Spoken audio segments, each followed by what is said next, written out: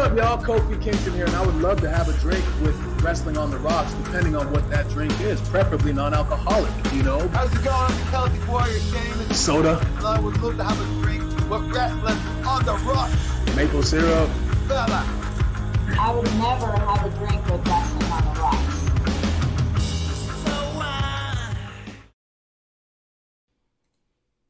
Welcome to what? We're live. So, okay. Welcome to the show. Welcome to Wrestling on the Rocks. That's right, everybody. This is episode 1. Oh shit! I'm wearing the wrong shirt. All right. Well, you can't get it all right every time. We're doing it. Well, I mean, we had a good run. We could have hit episode 2. I got the wrong shirt on. Guys, this is Wrestling on the Rocks, where every show is our first show.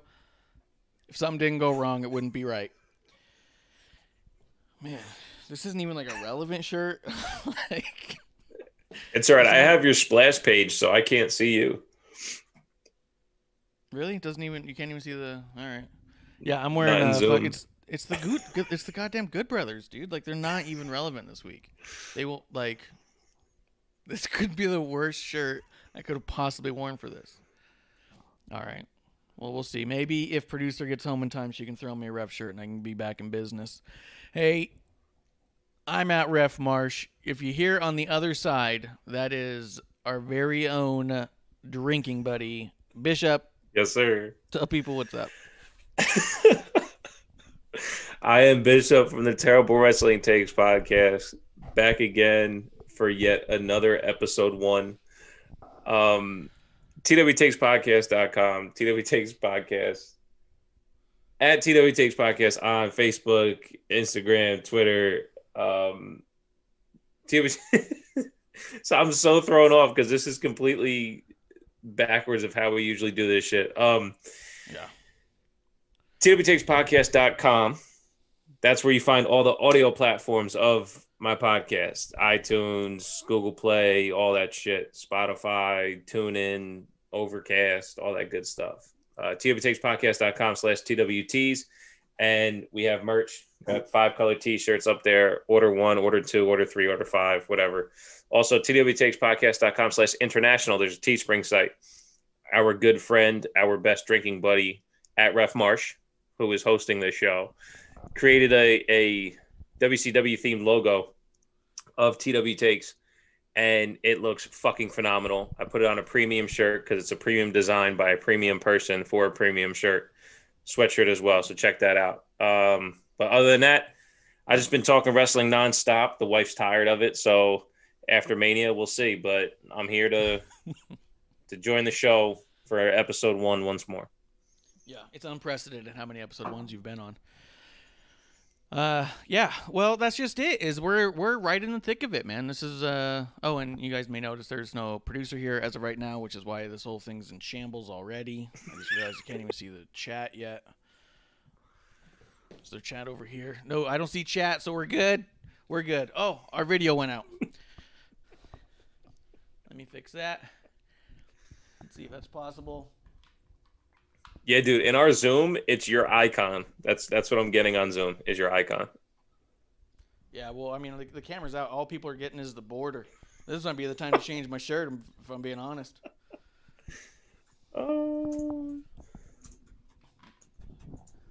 Yeah, you told me that was going to be a little bit different than normal. You were correct, my friend. Yeah, this is definitely different than normal. Oh, my God. The good thing is it's an episode 1. Yeah, it's lucky. It's lucky it's only episode 1. Oh, man. Oh, shit. I can't get the video back on.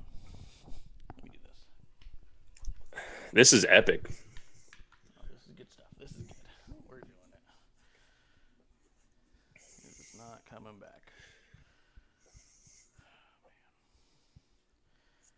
Well, Bishop. Video cuts on. Marsh is half naked. Yeah. I was just changing. I wonder if I bet I know what just happened.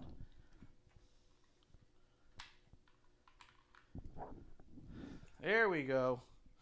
Back on live, baby. We did it. What's funny is what I like about it when the camera goes out, though, it's just right now it's the banner with the Wrestlemania logo because that's what we're all here talking about. Everyone's talking about Wrestlemania. Bishop. Yes, sir. WWE alone has provided us 9 straight days of WrestleMania content, including tonight, but not limited to, the Hall of Fame getting 2 ceremonies in one night. 15 wrestlers, 2 Warrior Awards. You got 17 people going to the Hall of Fame tonight alone. It's pretty sick. It's a lot of people. A lot of people. Yeah. And, I mean, congratulations to them all. I see online a lot of people really take a stand on who should or should not be in the Hall of Fame. I mean, I'll have my opinions, or sometimes I'll see someone announced and go, I don't think I'd have picked that. But, I mean, like, what is the joy of trying to tear someone down for accomplishing something that's that personal and positive for them, you know? Just real weird. Yeah. I mean, you know, I've defended the reality of what wrestling is, right? And I think Kane was a huge example. Molly Holly getting congratulated by Shane Helms was a huge example of what the reality of what this business is. Yeah. And I say this business because we cover it that way. We don't cover it like a Game of Thrones or a Walking Dead or anything like that. You know what I mean? No, we're covering it. Try to talk the whole business. Yeah, as much as we can without sounding like, you know, we know more because we pretend to work for WWE. Like at face value, perfect example. 2 years ago today is when Kofi Mania culminated, right? Xavier Woods cries for like 5 fucking minutes straight. Kane getting inducted into a Hall of Fame was crying. He's a 50-year-old mayor of a city. Why are you crying? Oh, because this is real. This means something. So regardless of who's in or who should get in, listen to Eric Bischoff on fucking After the Bell. Yeah, a guy tough as nails who's been through everything in this business. It still meant that much to him. So regardless of who you think should or should not be in, when they do get in, it means something to them. So let the people who are there have their moment. That's all.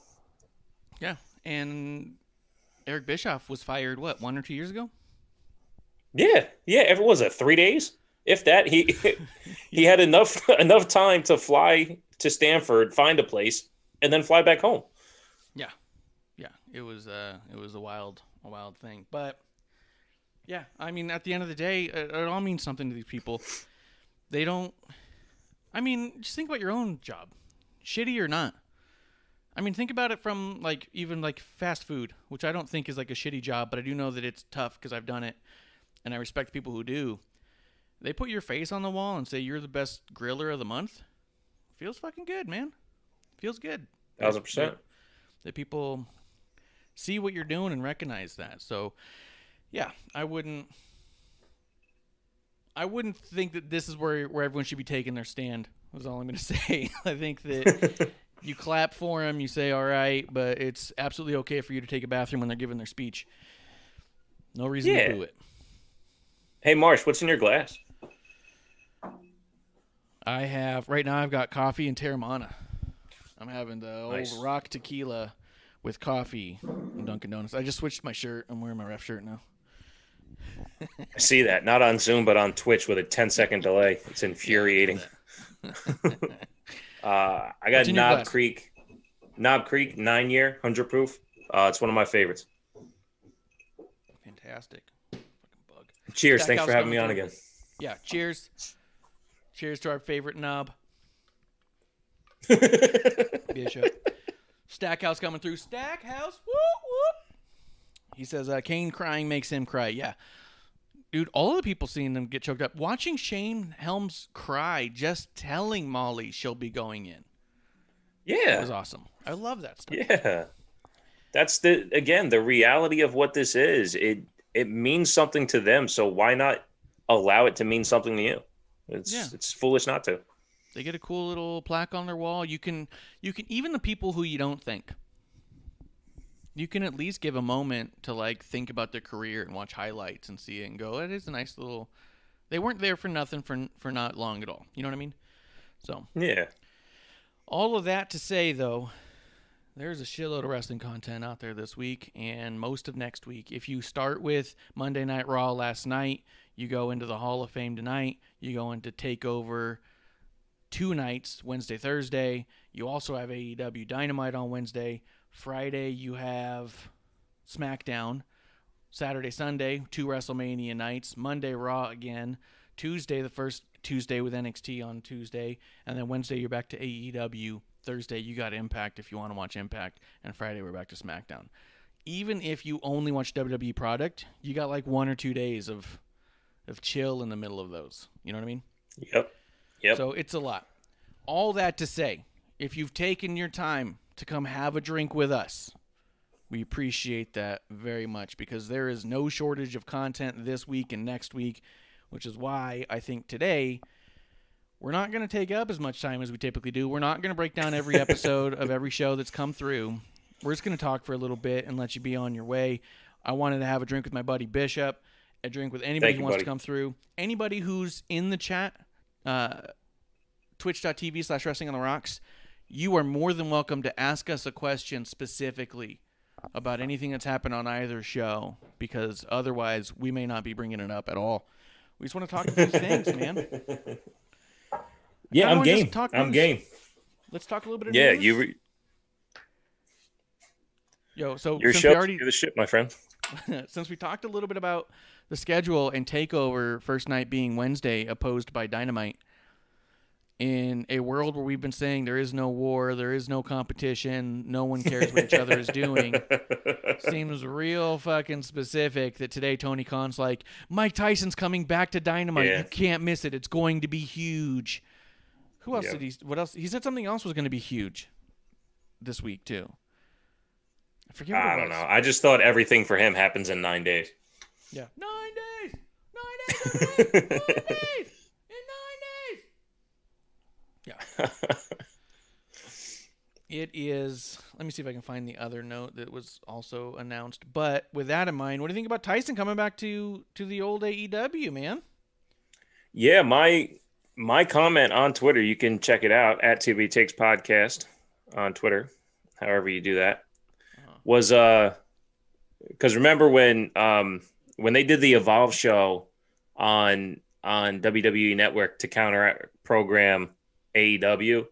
Yes. I remember Cody Rhodes getting on the mic going, "You can't counter program this." Well, NXT Stand and Deliver is going to be the most incredible in-ring wrestling we have this entire week, bar none. Who's counter programming who now?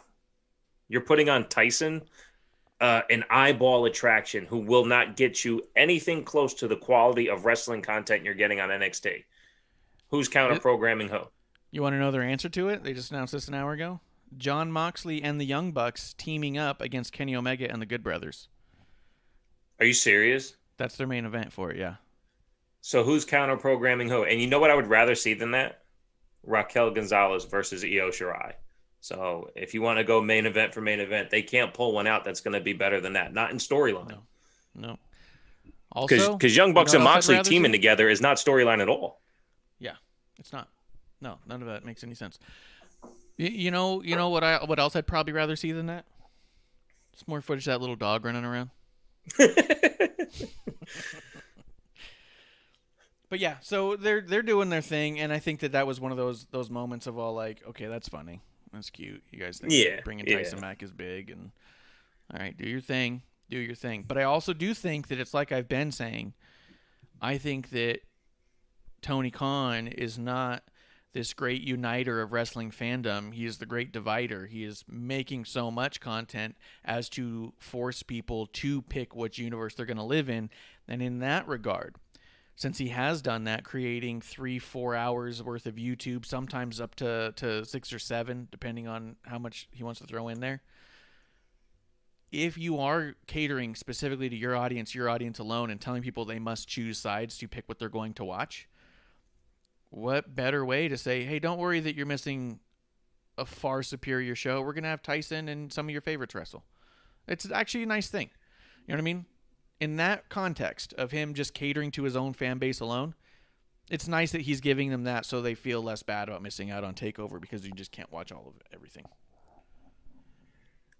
Yeah, if you want to look at it that way. I mean, that's one way to spin it. And that, so I guess you're right. You know, when you say the Great Divider, that's exactly what it's doing. And I'm not saying that they have to take a bow, right? They don't have to lay out because NXT is doing a pay-per-view. And honestly, I don't even think this is a shot at AEW at all. I just think this is the right way in what WWE is doing for their WrestleMania weekend. This is actually the best thing they could do as far as content period, match quality period, you know, without rushing storylines and matches within the show of what they're doing through storylines. They're giving us everything they can on Wednesday and everything they can on Thursday. Yeah. So it's got nothing to do with AEW. The fact that AEW is not just going to lay out, but my problem is, again, a reason why I don't watch AEW is you're not staying in sync with your storylines. So you're putting on this match for the sake of counter programming without the storyline into it. Yeah, it's hot shot. He's hot shotting it. I mean, but every week it's a hot shot card. It's always like, hey, here's two big names. And Tony even came out and said it in that one interview so at first they were like, hey, why do people have to qualify for that what was it, the Booty-O match, the ladder match with the big cereal up on top? And so they had some people qualify, some people didn't. And when Tony tried to explain why people had to and other people didn't, it was like not a great explanation. And then ultimately in a different interview, he said, look, bottom line, I really want to see Lance Archer and Phoenix wrestle. Sometimes I just want to watch two people have a good match because I think they'll have an incredible match. He's booking it like it's a video game. He's not booking it like it's a long-term book. You know what I mean? Where Eric Bischoff constantly talks about in his podcast over and over again, 3-act storylines. That's what he was trying to do with WCW when they were at their best. That's what they were doing. That each show had 3 acts. You had Act 1, which led into Act 2, which led into Act 3. May have a cliffhanger or not because they're from like pay-per-view to pay-per-view. There was another 3-act storyline that you were getting the little bits to that would culminate in the big climax. So the idea of this long-term storytelling, I think, was actually kind of perfected by Bischoff. I think WWF at the time did a great job figuring out how to do that too. And I think a lot of people have lost their way. And I think at this point, it's all GM mode on wrestling games for Tony. It's like, oh, these two would have a good match because they're both good wrestlers. But, I mean, you look at Stone Cold and Hogan having never wrestled, two of the biggest names, and one of the reasons being is Stone Cold has said on his podcast that he just didn't think the story was ever there, and he wasn't just going to do it. That's why he didn't do Brock. That's why he walked away from Brock. There was no story there. He goes, you're not just going to put me up against Brock with no story just to have the match and move on. Wait, let me ask you, have you ever seen Austin versus Savage on a WCW Saturday night or something like that? He was the blonde.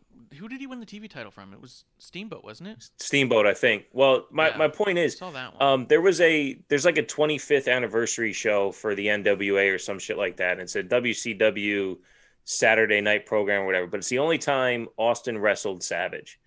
And at the time, WCW was doing the leaderboards, and Austin was like ranked like 5th or 3rd or something like that in one of the rankings to either be I guess he was like 3rd in the US title scene, right? And then he was like 5th or 7th in the heavyweight title scene in their rankings. It's kind of what Austin has always done, has been like, hey, like, give me the story and we'll get there. And I'm fairly certain that he would have wanted Savage to say the same thing for him back then. Where it's like, if we can, like this, because everyone said it back then that Austin was a mechanic and a half. He could wrestle his ass off. And if Savage knows talent, which I think we all know he knows talent, especially for what Austin went to go on to do with Steamboat, to do it for the sake of building character and having great matches, why hotshot anything? Let's do this shit with a story. And the fact that Austin and Savage only touched that once, and it was mostly bullshit wrestling. It wasn't even in the ring. It was, but anyway, I agree with you. But I mean, but on paper, kudos to AEW for trying to put together a show that they think will be takeover quality. We'll see what happens. I just don't think it will. I don't know that that takeover is gonna like dominate the scene necessarily, but I do know that they're going to be the talk of the weekend. So yeah, for sure. I mean, me and you, we don't get into the whole ratings war thing anyway. We don't follow the numbers. We pretty much mock those that do. But the numbers last week, from what I was hearing, is that it was a significant shift in the amount of gain that NXT had just in the ranking of shows, not necessarily the viewers, but just where they stood amongst the rating share of the night. Yeah. They had jumped like from 12 to 7 or some shit like that. And I was just wondering if they were just legit building that kind of momentum, because there was nothing last week to really ride home about. It was just continuation of story, And so I'm wondering if that's going to happen this week. It was kind of a big go-home show, which was really good. Sometimes those go-home shows can be the thing to watch. Sometimes, like Raw, it can be a thing that just happens. Yeah, Raw was a rough one. Yeah, the last couple weeks of Raw. Here's the problem I've had with a number of the times I have major issues with like Raw or SmackDown. It's when the episodes become very staticky and just kind of placeholders, and hold the line, and I feel like ever since Fastlane, they immediately just said, okay, everything's already in place, just hold the line. They've had very few things that are moving forward, especially when it comes to Drew. The next night, they said Drew's going to be in the main event against Bobby Lashley. And then it's like, well, how do we tell a story week after week where none of the story changes? You know what I mean? Let me ask you this. I know we kind of agree on the value of McIntyre. What's your opinion on Bobby Lashley going on in the middle of the show to have his matches? The last 2 weeks, he's gone on at like 9:30. And Drew closes the show. Yeah, because it's just a huge sign that they are not behind Bobby. Sad. That's all it is. It's they moved the title. It's what we said the second it happened, man. I was like, this is so incredible. However, if this whole fucking thing is just a big Drew McIntyre pity party, it's going to be real transparent, real fast, and be real shitty. And that's all this is. This whole thing is about getting Drew McIntyre his cheers with the crowd, because he deserves it literally more than anybody else during the entire year. Like, no one else had to wrestle on an empty building but Drew. That's the way they talk about it. The fact that Bayley doesn't have a match. That's crazy. Match. You're telling me you couldn't throw together some sort of four corners for some random fucking reason, a number one contender, or after Mania they get to pick which brand they go to, or something kooky for no reason, just toss in Bayley, Charlotte, Peyton, and Carmella. Well, I just talked about 2.5, 3 hours earlier today with my guys over at Chat Grapple and Cheats podcast. They came on my show to talk some Wrestlemania. Those guys are super British. Dude, it was so much fun, man. I can't wait to fix the audio. But yeah, they're awesome. They are super British. They fucking love wrestling. But my guy JB said one thing. He said, because he digs a little bit into the dirt sheets for clarity, and the thought of Bayley and Charlotte entering the tag team turmoil and kind of derailing things a bit. As much as I don't want to see it, I think I kind of want to see it, because as everything that's happening with Mania, Bayley deserves something. She deserves to be there. She did so much to get us there. You know what I mean? Like, I know you know that, but like, Bayley has done so much to draw us in, to keep us going. And then even when she was handed the emptiness of Ding Dong Hello, she made it her own. And now it's gone. For what? She deserves more than this. Yeah.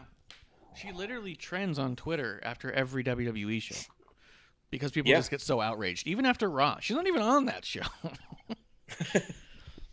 But so in Raw, you had like SmackDown tag teams come out and attack to kind of build that gauntlet thing, and they're all like, why isn't Bayley involved in this? And I hear you. I think Bayley and Carmella could easily have been a tag team for the thing. They were a tag team in NXT, but I don't know. I don't know. I know the other theory a lot of people have is that the Iconics come back together and to derail the gauntlet. I don't know how I feel about that. But you know what? We'll talk about that in just a minute. There's one other bit of news. Because I think what we're going to do is we're going to hit this last other bit of news. And then we're just going to talk general WrestleMania, talk nostalgic WrestleMania, and then call it a night. We're not going to break down everything. Like I said, there's so much content out there already. The fact that anybody's coming in to have a drink with us at all. Let's just hang, have a drink. It's more like, hey, tonight, instead of staying up all night around a campfire like we seem to do every week, this night is going to be like, hey, let's just go catch a beer at the bar and then go home. You know what I mean? The other big piece of news that everyone's talking about, and I don't know if you guys talked about it. I do know, though, I really got a kick out of when you were talking to Chat Grapple and Cheap Pops, and you were talking about Billie Kay, and they're like, yeah, she was walking on the CVs, and you're like, no, the resumes. And I was like, this idiot. Yeah, I know. I know. And then they're like, the CVs, and you had that look again, like, why do they keep saying that? And I was like, oh, I wish I could. I figured it out later. I was like, yeah.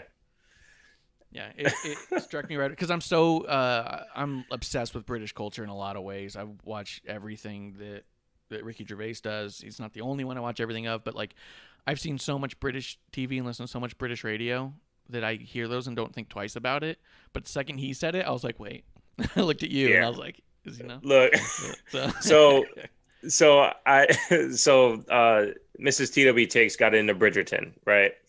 And I mocked it. I mocked it the whole time. And I'm over here doing the worst over-exaggerated British accents and saying the most obscene things British to a 10 time, right? Yeah. And I did it so much that Junior TW Takes, TMT Takes himself, that's terrible movie takes, would tell me to stop. Dad, stop doing it. And then I told him today, I said, look, bud, I need you to be quiet and hang out upstairs because Daddy's got to, do a podcast with his friends from the UK. And he said, well, are you going to talk like them? Did you say my name? Yeah, what's up? You said my name. I said Mrs. TW Takes. Oh, got it. We go. You going to say hi to Marsh? Oh, sure. What's hi, Marsh. up? What's up, wife? Oh, I was going to say, I can't hear She anything. can't hear because I got the headphones. I don't know what you're saying to me, but all right, dope. Is he talking about his fake British accent? Yes. You're horrible. Yeah. Fucking Bridgerton. Yeah, it sounds like that. Okay, bye. Bye. And then, so my son asked me when I was all done, he goes, hey, did you talk like them? I said, no. He's like, well, you have to talk like them so they can understand what you're saying. True. Absolutely true. And it turns out when they said CVs, I had no clue what they were saying. So yes, I am just a fraud American. I was hoping they were going to say that something got nipped, and I was hoping you'd be super confused as well, because that's when they steal something, it's a nip. And when they take a nap, it's a kip. But I was hoping to see them do something like that just to get you go like, are they fucking talking about nipples now?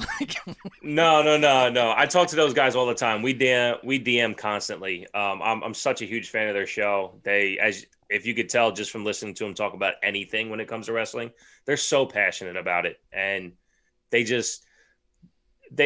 no offense to them or anyone else or even Santino himself, but they did an interview with Santino and they talked to him like he was Hogan in the 80s. The reverence they have for the people who put in the work. It's a phenomenal listen. I can't recommend them enough to anyone else. And the fact that they did my show today was awesome. So yeah. And they're on my intro. I had to nip them like I nipped you to get on my intro. I actually get a kick out of it when your wife shows up, because it starts off with me being like Mrs. TW Takes, and then you just hear go like, I'm a wife. So funny. But that's also part of the theme tonight, dude. I mean, we're just grateful and thankful for what wrestling has brought about to us and the connections we've made. And a week this big of WrestleMania is all about celebrating all that. We'll get into some of that too. Jericho was announced to be on Stone Cold Steve Austin's Broken Skull Sessions. Hell yeah. Yeah. Yeah. What? It's one of the few impressions I don't consider myself good at all. I cannot nail one. I'm usually pretty good at figuring out something that's close. I can't come close to a Stone Cold. I think that if I'm doing it in passing as a joke of like just a hell yeah, it's not bad. But anytime I go like I'm gonna do a Stone Cold, it's awful. It's just. And then you hear AJ and the Good Brothers do it, and it's like that's the greatest thing I've ever heard in my life. I fucking loved that. Their Stone Colds are so good. So good. Oh yeah. So but yeah, good. Jericho being on the Broken Skull. The only thing I don't fucking like about it is all those AEW throwers out there going, "See, the Forbidden Door's open. Forbidden Door's open." It's like, shut the fuck up. So crazy. You know what? I heard someone say this, and I was all like, "You gotta be fucking kidding me." Person was all like, "This is right on brand with everything Cody and Kenny and the Young Bucks have always said." They've never said they were competition. They've never claimed to be competition. They never said this was anything other than trying to change the business and open up collaboration and break down that forbidden door. This is exactly like they've always said. And I was like, that is quite a way to remember it. Yeah. Because I was there. I was at StarCast right before Double or Nothing. And I remember walking out of the Young Bucks interview, and I'm sure it's still up there. Go find it.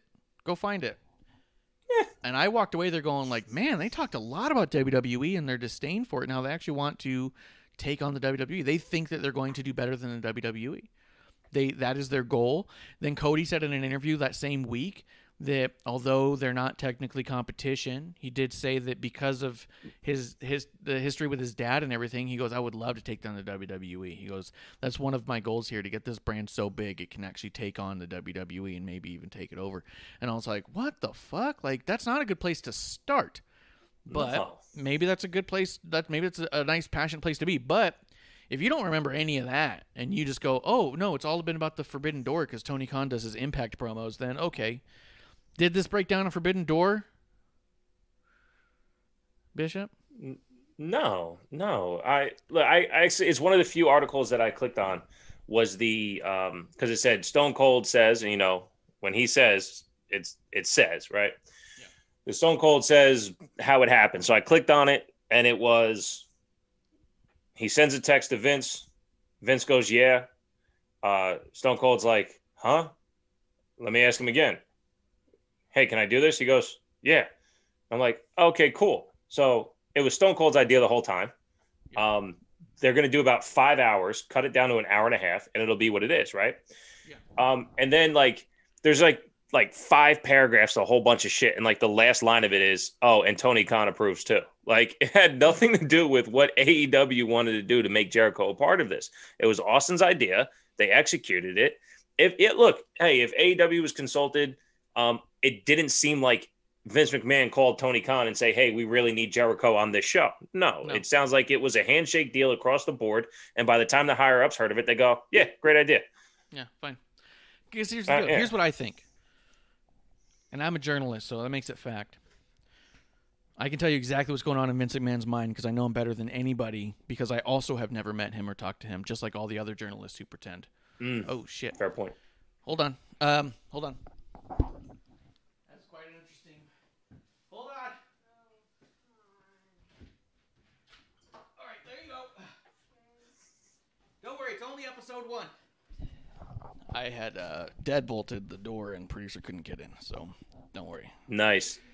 Now she can change it from 4/1 to 4/6. This show is no longer an April Fool's show. It will continue to be an episode 1, but this time without glare in my face. I don't know what the hell's on the monitor on Twitch, but hey. I don't see any glare on your face on my Twitch. Did you bump your ring light or some shit? Or it's the door opened. The door opened. Close the door. Close the door. Close the door. Yeah. There it is. Yeah, there you go. So here's the deal. Here's what's going on.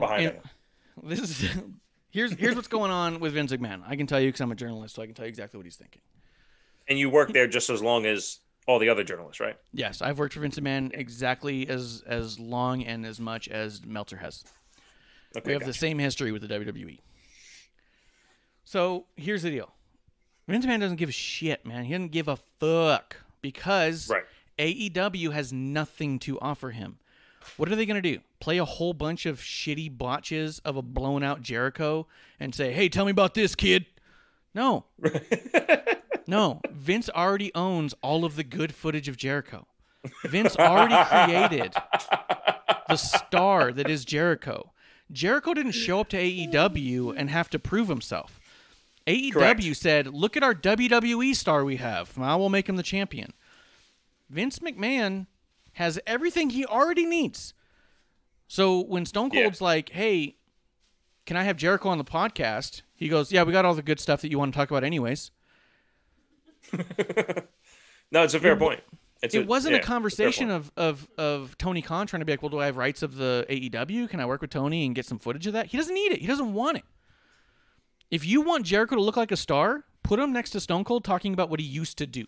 Oh, call Miss Amanda Jane so she can tell you the exact footage from AEW that they should use on the Broken Skull sessions. I'll wait because I watched most of what Jericho did when it was good in AEW as far as AEW is concerned. But there's no footage from AEW that they need. None. And here's the other thing is I know I'm a big fan of Sam Roberts. It's not a secret. We've talked about it before. And he went on a long thing about it this week where he talked about how difficult it is to get things done when you have good ideas and getting it approved by this person and that person. But that all feels super contradictory. No, just in general, just to get something done in any company, because he talks about other jobs. Oh, okay. You know, if you've ever been in a job, to say, I've got a great idea. How about we implement this? Your boss says it's great. Their boss says forget it. It goes away. This seems like romanticizing the simplicity of what actually happened here. Stone Cold literally texted Vince and said, hey, do you mind? Vince said, don't care. And he goes, are you sure? And he said, thumbs up. Do it. Because it doesn't matter to Vince right now. Because Jericho has nothing... Tony has nothing to offer them in terms of AEW. I do think this is a super positive thing. I think this is fantastic for Stone Cold, for WWE, and for AEW. It makes WWE look great because, look, they're, quote, working with the other guys. AEW has everything to gain by getting Jericho next to Stone Cold on the WWE network because he will look like a star again because that's the last place he looked like a star. So remember back in the 90s where, everyone on WWE would say, and the guys down south, and everyone WCW and up north, that's the thing of the past. We don't have to live in that era anymore, and not even in the, as they would say, kayfabe way. Just in the reality of what this is. Jericho is with another company, but his catalog is massive in the WWE. Yes, that's what this is, and there's no shame on either side. I mean, look, Bischoff has done more work with AEW in the past 12 months than he has any other company, and he's going into the WWE Hall of Fame. AEW What's wrong with is that? good for WWE, and I think Vince knows 1,000%. I mean, obviously, I'm best friends with Vince McMahon and knows what happens in his mind because I'm a wrestling journalist, so I'm allowed to just say that. But according to Big Show, he gets a surprise job from AEW. And a phone call from Vince saying, congratulations, though they can really learn a lot from you. You'll be a huge impact to them if they allow that.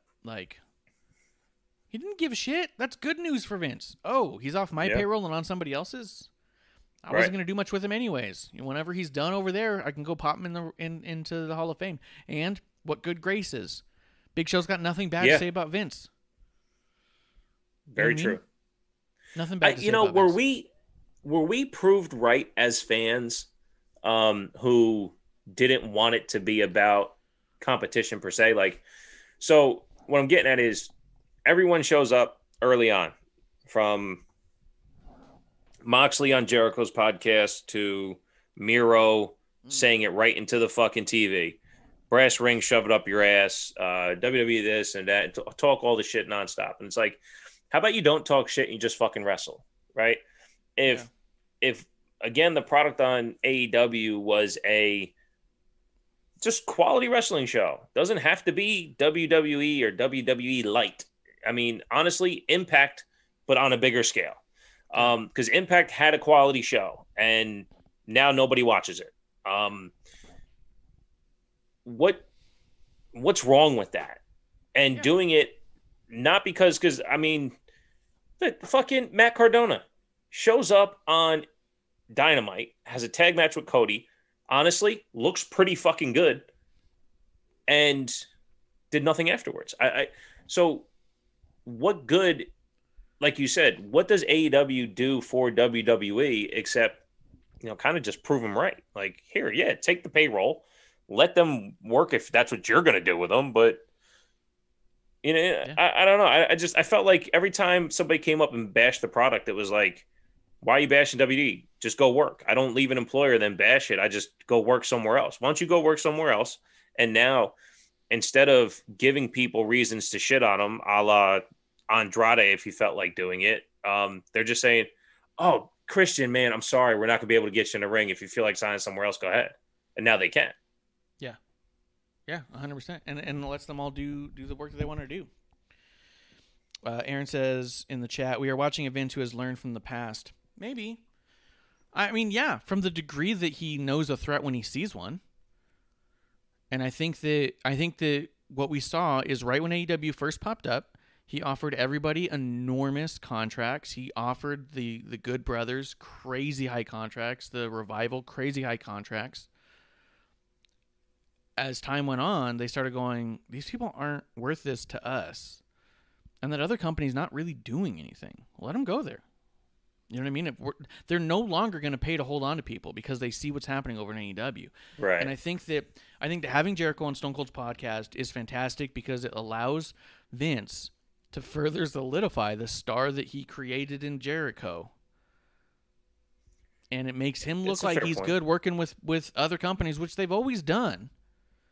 We went on, Clump listed fucking like 9 or 10 different companies that WWE had worked with before in the past. They're always open for business, as they say. Right. They're always open to work with somebody, but they're not just going to pay you to give them nothing. You know what I mean? So they just asked, Stone Cold, can I do it? Vince said, yeah, I don't care. Do it. Okay, cool. Because he knows that he doesn't have to go any further.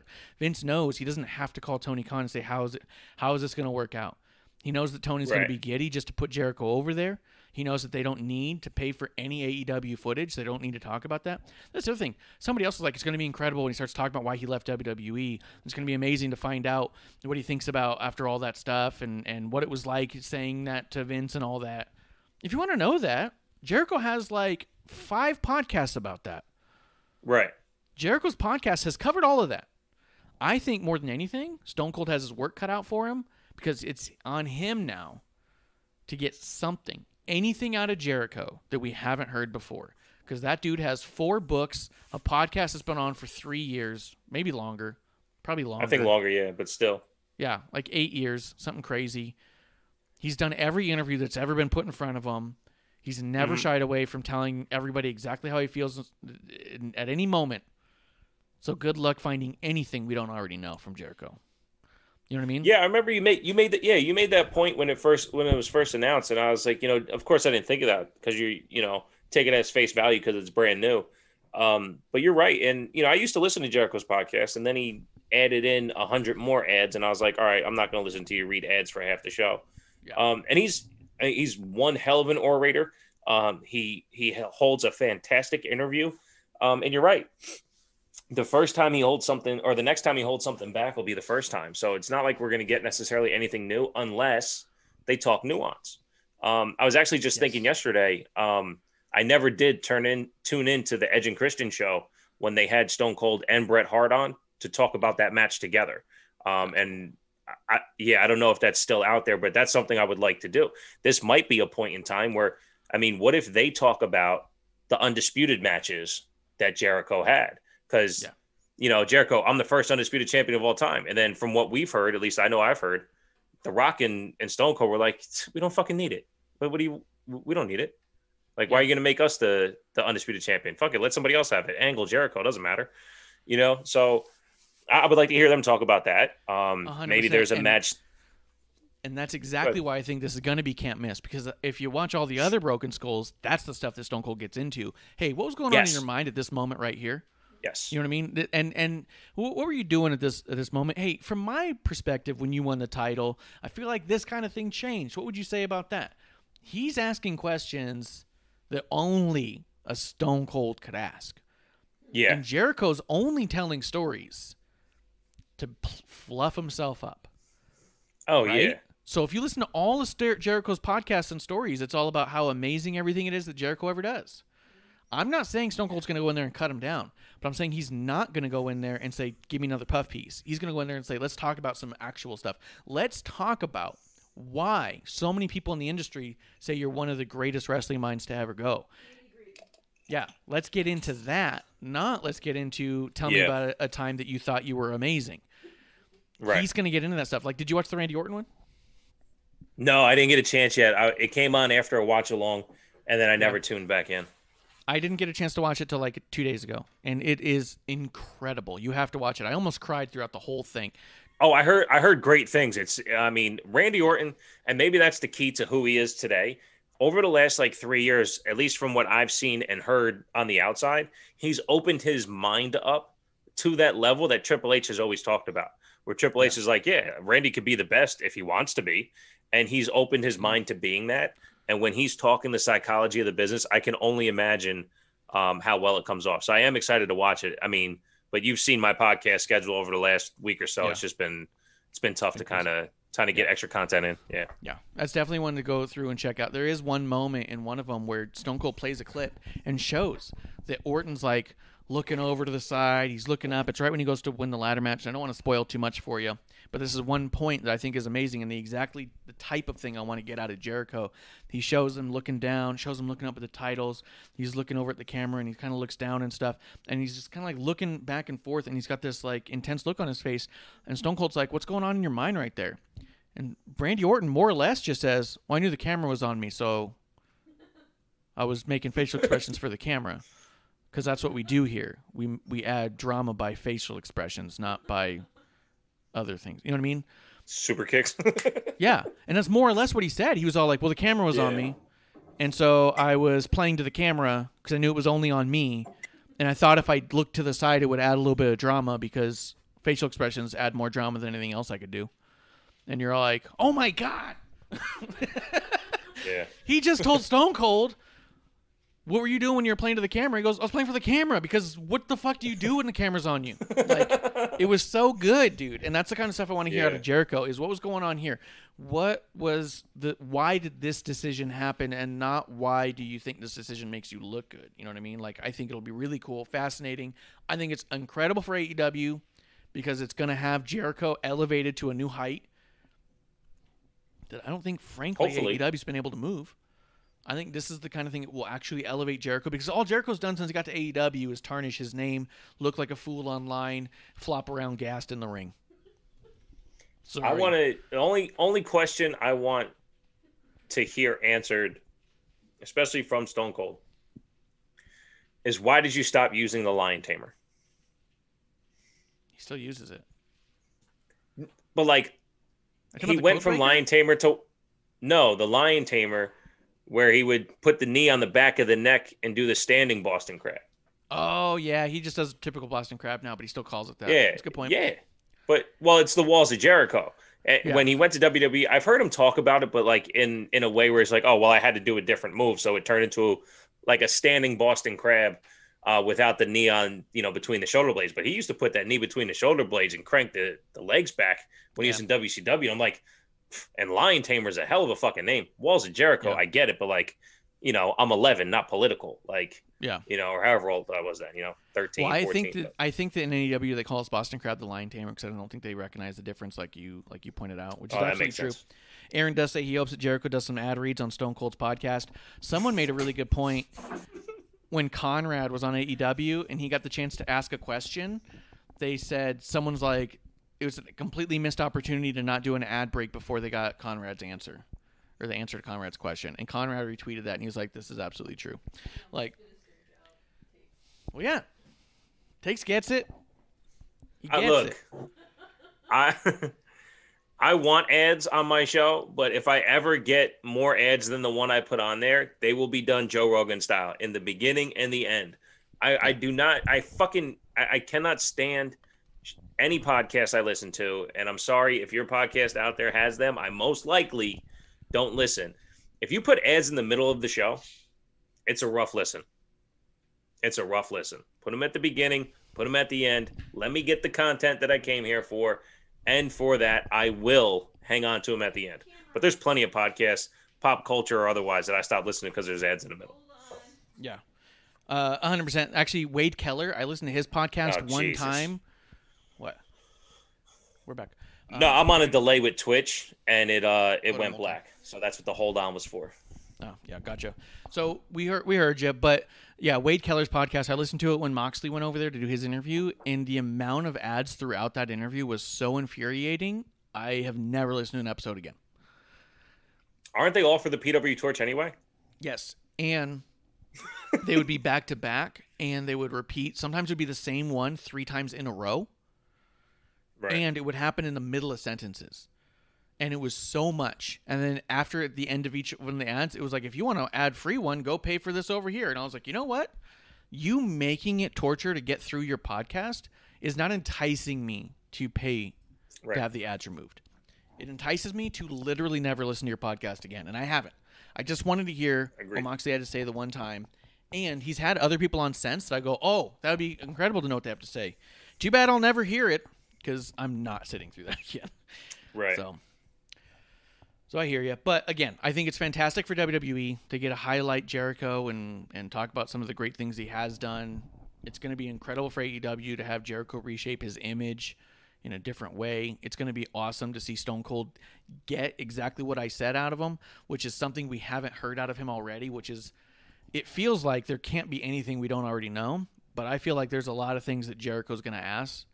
That Stone Cold will ask Jericho that Jericho never would have thought to bring up on his own. And I think that's what we get out of Jericho is what he thinks to bring up on his own.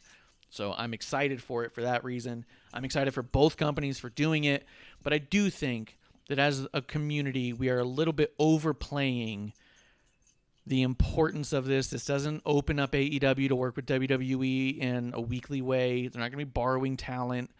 They're not going to be showing a bunch of AEW content.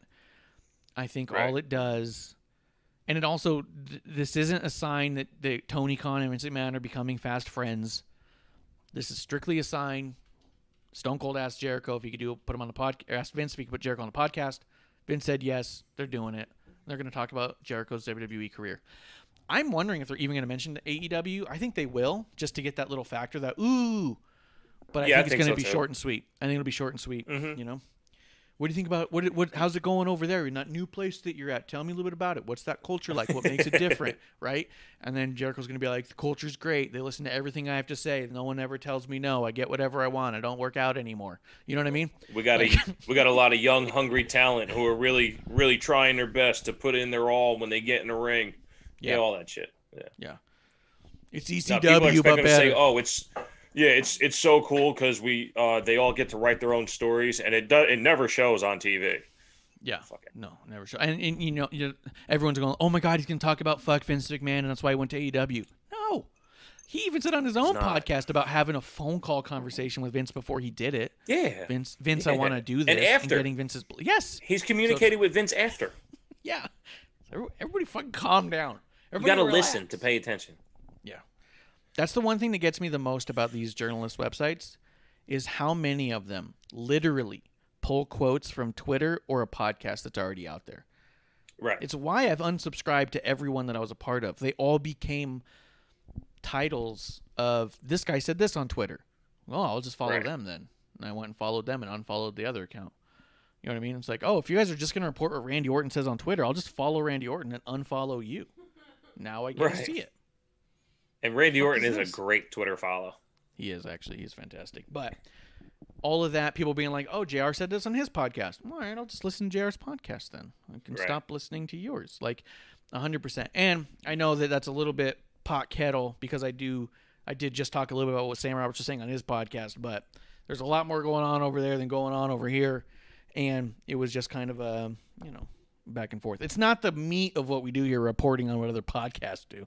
Yeah, we don't. We're not professional, so we don't really count. Well, then again, you do talk about me a lot. We are fucking professional. Yeah, we broke the story that Bishop's in Delaware. We broke that here. Who was asking? No one was asking. I'm sorry. Oh shit. Yeah, no one else was talking about that until we did. No one was. No. Even though I said it to Graham when he was on my show for 2 hours. But that's fine. Really? Oh. Yeah, you just got to pay attention. That's all. Hey, is anybody else Twitch is just shut down? My Twitch is just shut down on me. No, mine's up. I still don't see you on Zoom, so I have to put my Zoom over our Twitch feed. It's all right. I don't see you either, dude. Chat. I'm behind the thing. I think it's just my Twitch is erroring out on my phone. So let me know if anything comes through the chat. But Nightbot. Yeah, but it is good news for Jericho and Stone Cold both. To be honest, it's good news for Tony and Vince both. I think it makes them all look good. Producer had something she wants to say? I wonder if they're going to talk about their boozes. They both have boozes. That's actually funny. They could both talk about what booze they have. Stone Cold could be like, "We're about to make a lager," and then Jericho goes, "Yeah, I don't know. They just keep putting my face on this bottle, and I make money on it." I don't think for 1 second Jericho has put any effort into that champagne on the level which Stone Cold has put into his. Yeah, no. I think that Tony Khan made a few phone calls, found a place. Joking. Yeah. I don't need analysis on this one, guy. Come on. No. Jericho's like, Tony Khan made a phone call, and then now my face is on a thing. There's a toy of it. Why do you do like actual work for your beer? And Stone Cold's like, hell yeah. What? I tell you, look, I was listening to Stone Cold's podcast. Again, that's how I got back into wrestling. I remember him going through the process to make this beer. He never stopped. Yeah, what are you doing, he baby? Actually just announced the other night. He actually just announced they're going to be making a lager, but he says it's probably going to be a year or two down the line. That's how much work's getting into it. You know what I mean? Like, that's fantastic. He brought a dog on? Well, who's the pooch? She got through the basement door. This is Gypsy. Gypsy, say hi. Yes. Gypsy doesn't like the camera, but she likes Daddy.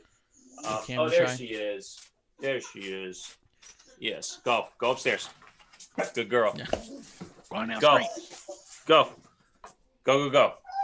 Yeah, I'm a little upset that the strawberry banana seltzer or whatever it was is not going to be a thing. It was only a April Fool's joke. Mm-hmm. Yeah, that was. I know they came downstairs. I didn't know she snuck. It's all good. It's all good. She was on TV for a little bit. Yeah, we got her. She's a star. Yeah. We should have teased that for 2 weeks like NXT did. Fucked up, man. Yeah. Aaron makes a good point. You have to text Vince and find out if it's okay to have Gypsy on. Get that thumbs up or not. Got to text producer. It's all double E's in here. Yeah. Sorry, it's a thing. Our dogs have double E's for their names. Oh, like EG's. I guess so. Double E. It's a sandwich shop here locally. There's a huge sponsored, not sponsored. Sponsored, not sponsored. EG. We talked about it before. I was so close to just driving through and getting some slushies. You should have. I know, and then I could add some vodka to it. Oh, it yeah, a little vodka with that watermelon pineapple flavor of the month. Double EG, double E. Sorry, you can't gimmick infringement on Amanda Jane. You can't go slushy and liquor. That's her thing. I know. That's what I was saying. Well, I think she's the inspiration. Yeah, she's the California version. We got the Arizona version out here with EG's. Good point. California Sonic. Excuse me. Arizona EG's. Mm-hmm. Right. You're like, yeah, my head's up my ass, I guess. Okay. But yeah, so there was that news, and I just wanted to say that because I thought it's a little bit ridiculous that everyone's all like, "This is incredible." You go, "No, this is good news. There's a difference." Yeah, Jericho spent 5 minutes with one company and 20 years with another, and it's outlandish that he would be on their show. Yeah, to talk about his career. You think he can't wait to talk about his Mimosa match? I feel like they're not going to cover it in depth. No, they're not going to get the video. They're not going to pay. They're not going to pay for the rights to air that on Peacock. Are you sure? So Stone Cold's like, I'm going to stop you right here, son. All right, hold on. Back against the wall. This shot right here. You're going midair. You know you're about to hit that orange juice. What's going on in your mind? What's going on in your mind right there? And Jericho's like, now, because it's a liquid, it doesn't have to be a flat back. Oh, I'm back. Our audio is out. Is this I can't episode hear anything, what? What number? Recorded. What episode is this? What keeps going? I don't know. Go up to the speaker. Let's see if we can put that over to switch it to something else, and then switch it to multi. Don't do that. That'll turn my mic off. TWTakespodcast.com for all audio platforms. TWTakespodcast.com/TWTs for all your shirts. I'm wearing the white one tonight. No, none of it's about input. It's about output. We have pink, white, how did my blue, audio get cut for that? Red, Yeah, but and the audio orange. has nothing to do with my microphone. Singles, 2-packs, Go to 3-packs, 5-packs. Go to TWTakespodcast.com/TWTs. Go to the settings, bottom left of Streamlabs. Go to monitor. Search. Does Gypsy want to get on the show again? Change that to multi. No. There's another dog that wants to come on the show. Fucking dog hair on my mic. We're back. We're back, baby. Don't kick anything. You don't kick anything. This will be like the third time he's. Hey, you guys not sponsored by that diner anymore? Black Bear Diner? They never got back to us. They tweeted us the one time. It was great, but no, it's fucked up. They probably saw the product. They said, we'll sponsor episode 2. And I was like, fuck. It's definitely not this episode. Yeah. Yeah, we're all over the place. This is what happens when we start a show without producer. Yeah, you start kicking all the cables. It lacks in production. Production has been the weakness of this episode. Hey! Do you know what I'm trying to contain here? All right. I mean, it's funny. Aaron's in the chat saying, I can hear you. And I was like, that's the only thing I knew for sure is that the podcast was going off just fine. And we were just trying to get ourselves so we can hear our own podcast back. So there's like a chunk of the show that's happening without me. And I'm like, I'm back. Yeah. And everyone's like, it was still happening. We could see Bishop talking and couldn't hear anything. Yeah. So here we go. Good news for Jericho. Good news for WWE. Not a big deal. Oh, shit. Here we go. Oh, shit. Here we go. Bishop. Because this is a week. Yes, sir. A marathon of all-out wrestling.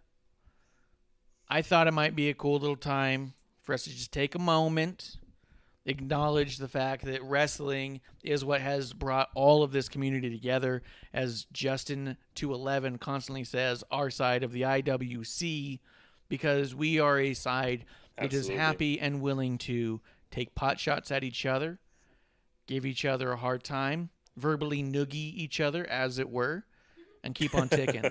The whole point of this show, when it started, and still remains to be, is just to be the internet's answer to a place you can talk wrestling with each other and not feel fear of getting ridiculed, mocked, and shut down, or whatever you want to call it.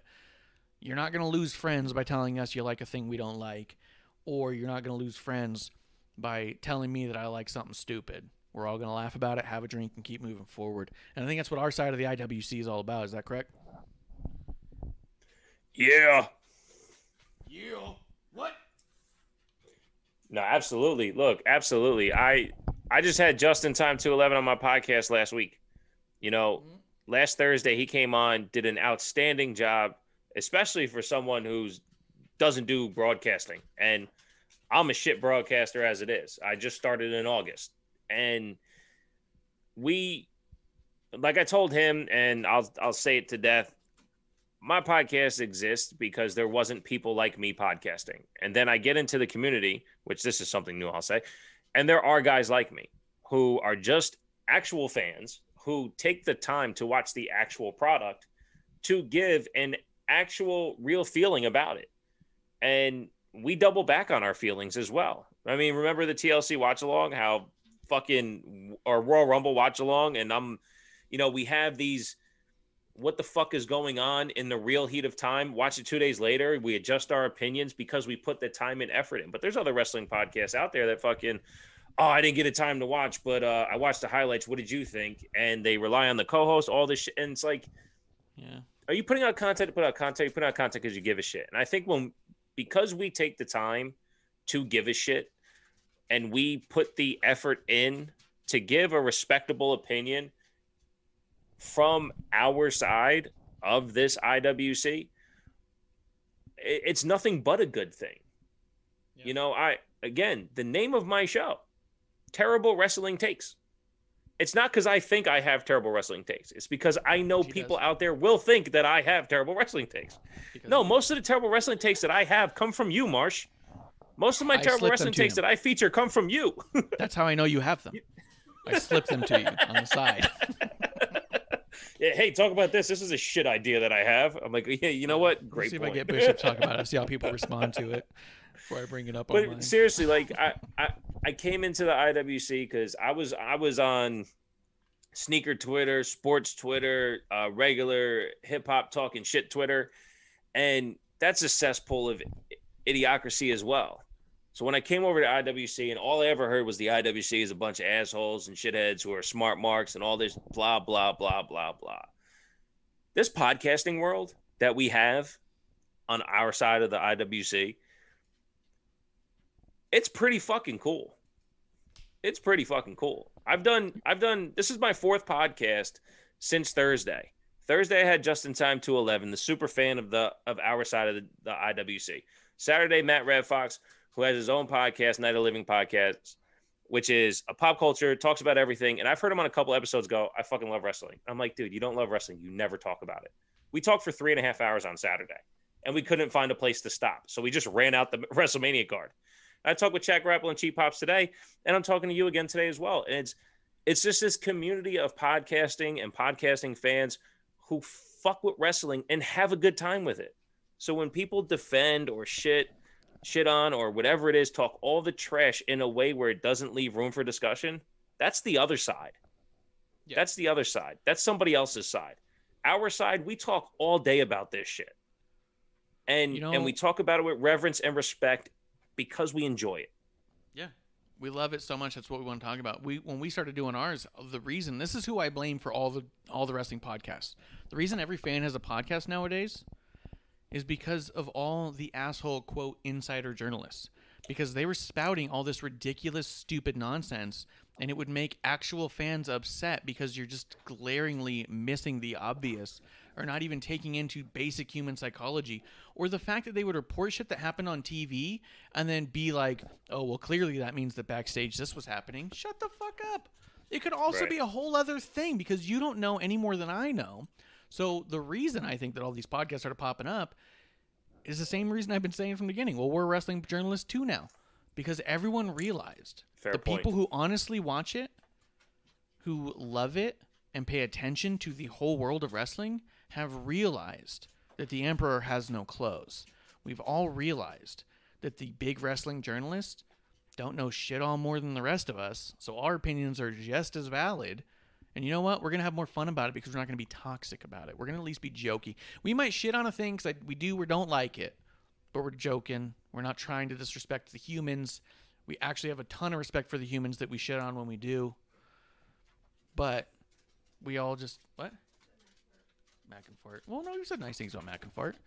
But I think it all comes from that. The internet wrestling community was lacking safe, jovial fandom because of the wrestling journalists out there trying to create controversy and toxicity the way that they were. So just a shout out to our side of the wrestling community. Go ahead. When do you think it started? Is this legit? Is this a Graham thing? Because Graham always seeks out an episode 1 of a podcast. And I remember introducing you over to him as well. And I'm like, if you like an episode 1, guess what these guys got? A catalog of episode 1s.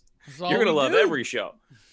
And but by kind of recirculating around with Graham from Good Cop, Bad Cop Wrestling Podcast, Good Bear Wrestle on Twitter, phenomenal supporter of everyone trying their best to do this. Absolutely much admiration for that guy. I'm wondering if that's what happened. We got into this, and maybe, I don't know how much credit I feel like taking or not, but I know what I did is I saw what was happening, and I jumped in that circle, and I just said, I'm going to surround myself with this circle. And then all the bullshit, as people were trying to terrible take this and terrible take that, I got blocked by a guy that you referred me this week.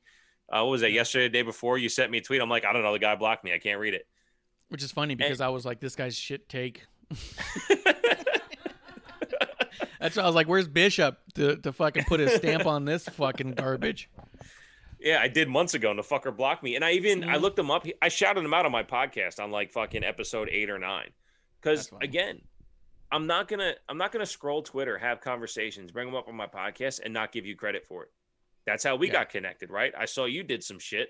I mentioned it. The first time you mentioned me on your show, I laughed. We went back and forth. I jumped in the chat. You and producer lady, you're both on my intro. Shout out to Kevlar. He's on there too. I mean, it's this little knit of community. We cut out the bullshit. We have fun. Now we got to grow. We grow together, and we will be the epicenter at some point in time of a new side of the IWC. It's not about pussifying wrestling or wrestling takes. It's about having honest discussions about what this is and the quality of what we see and why we should give a shit. What was that word? What does that mean? Pussifying. Yeah, what does that mean? You know what that means. How do you do that to wrestling? It's about people beating the shit out of each other. I know. Oh, with feelings, but also, shout out to Becky Lynch and the "I don't care about your stupid feelings" T-shirt. But I think I realized how that happens. You have an exploding death match, and then you have sparklers go off. I can see that. Correct. Yes. And then when you say, "Well, this is it," and then when you say, "Hey, that was stupid," and then they come back and go, "Well, that's pussifying." It's like, okay, you're right. No, you're right. Let's pussify it and say you're right. No, it fucking sucked. I think we're done with that word. There could be another way, I think, to explain it, I feel. But vaginizing? Vaginizing? Is that what you want to call it? Well, everyone's allowed to have feelings. Get medical with it? Yeah. Well. We leave room. The point is, we leave room for discussion. That's what I'm saying. Mm-hmm. It's not, I say one thing and it's automatically I'm offended. No, let's have a discussion about it. Yeah, and we don't stick to our guns and to the point where we can't be convinced otherwise. Like you said before, if we watch something and say, hey, in the heat of the moment, I'm not feeling this, and then we come back 2 days later being like, I've thought about it and I've turned around. There's a lot of people who stake their claim to each individual opinion they have, and that is it forever. I mean, just take no further look than everyone's internet opinion of Vince McMahon. It's all based off what they saw against Stone Cold in the 90s.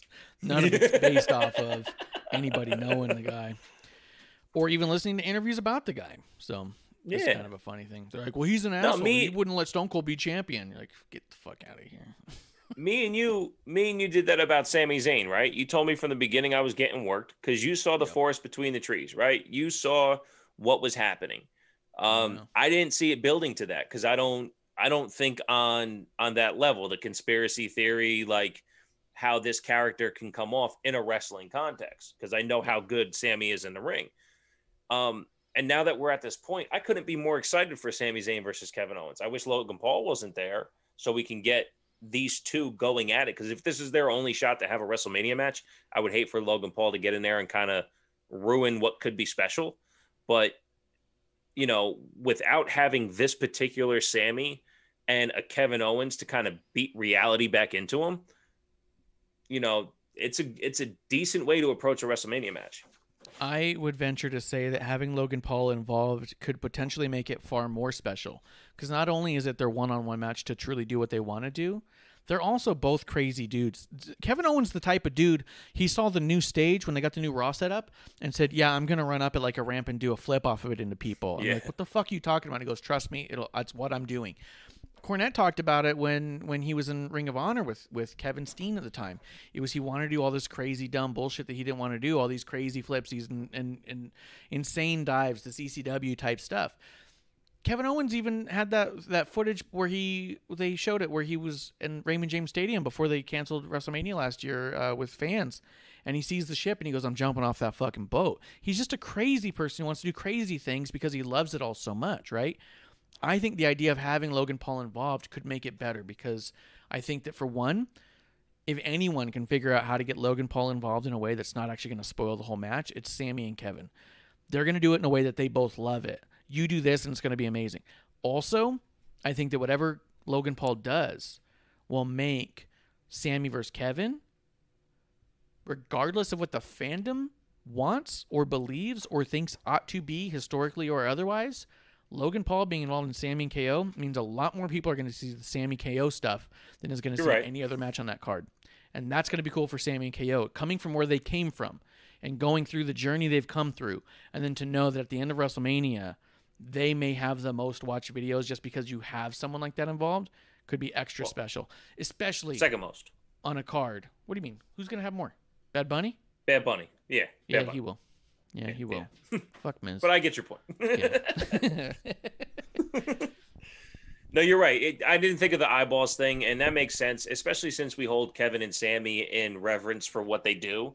You know, again, when they don't have storylines, it sucks because we know what they're capable of, right? But we know when we get them how much we enjoy them. So that's where I was like, fuck. Yeah, absolutely. That's where I said it on my show. I said, this is their die happy moment.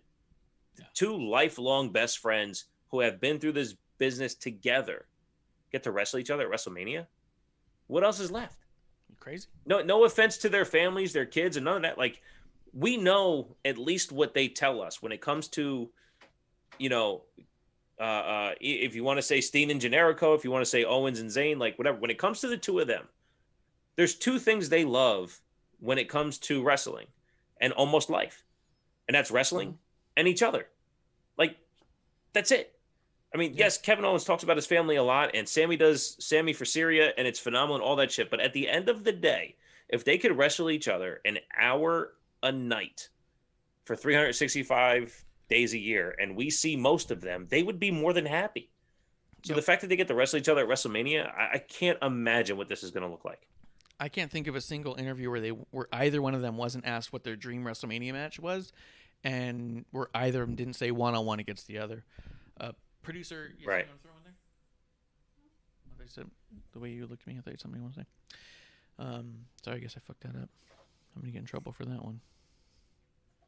Well, she's already mad at me. I know, she's pissed at you, dude. I'm sorry. Which is also crazy because Aaron's the one in the chat saying he wants to be canceled, and yet here you are. I'm just kidding. Well, say something. Yeah, just start talking, buddy. We'll get you there. This guy hears stuff. He doesn't say anything. No. So, a couple things. Like I said, I don't want to go all night. We've been going on longer than I thought we would, just because that's what this is all about. It's just all a couple good, dudes having drinks, talking wrestling. I want to know 2 WrestleManias of yours. Your favorite WrestleMania and your most nostalgic WrestleMania to date so far. I can go first if you want. No, let me. I want to do my most nostalgic one. Do it. 9. And I think that's so quick. 9 WrestleMania. 9 manias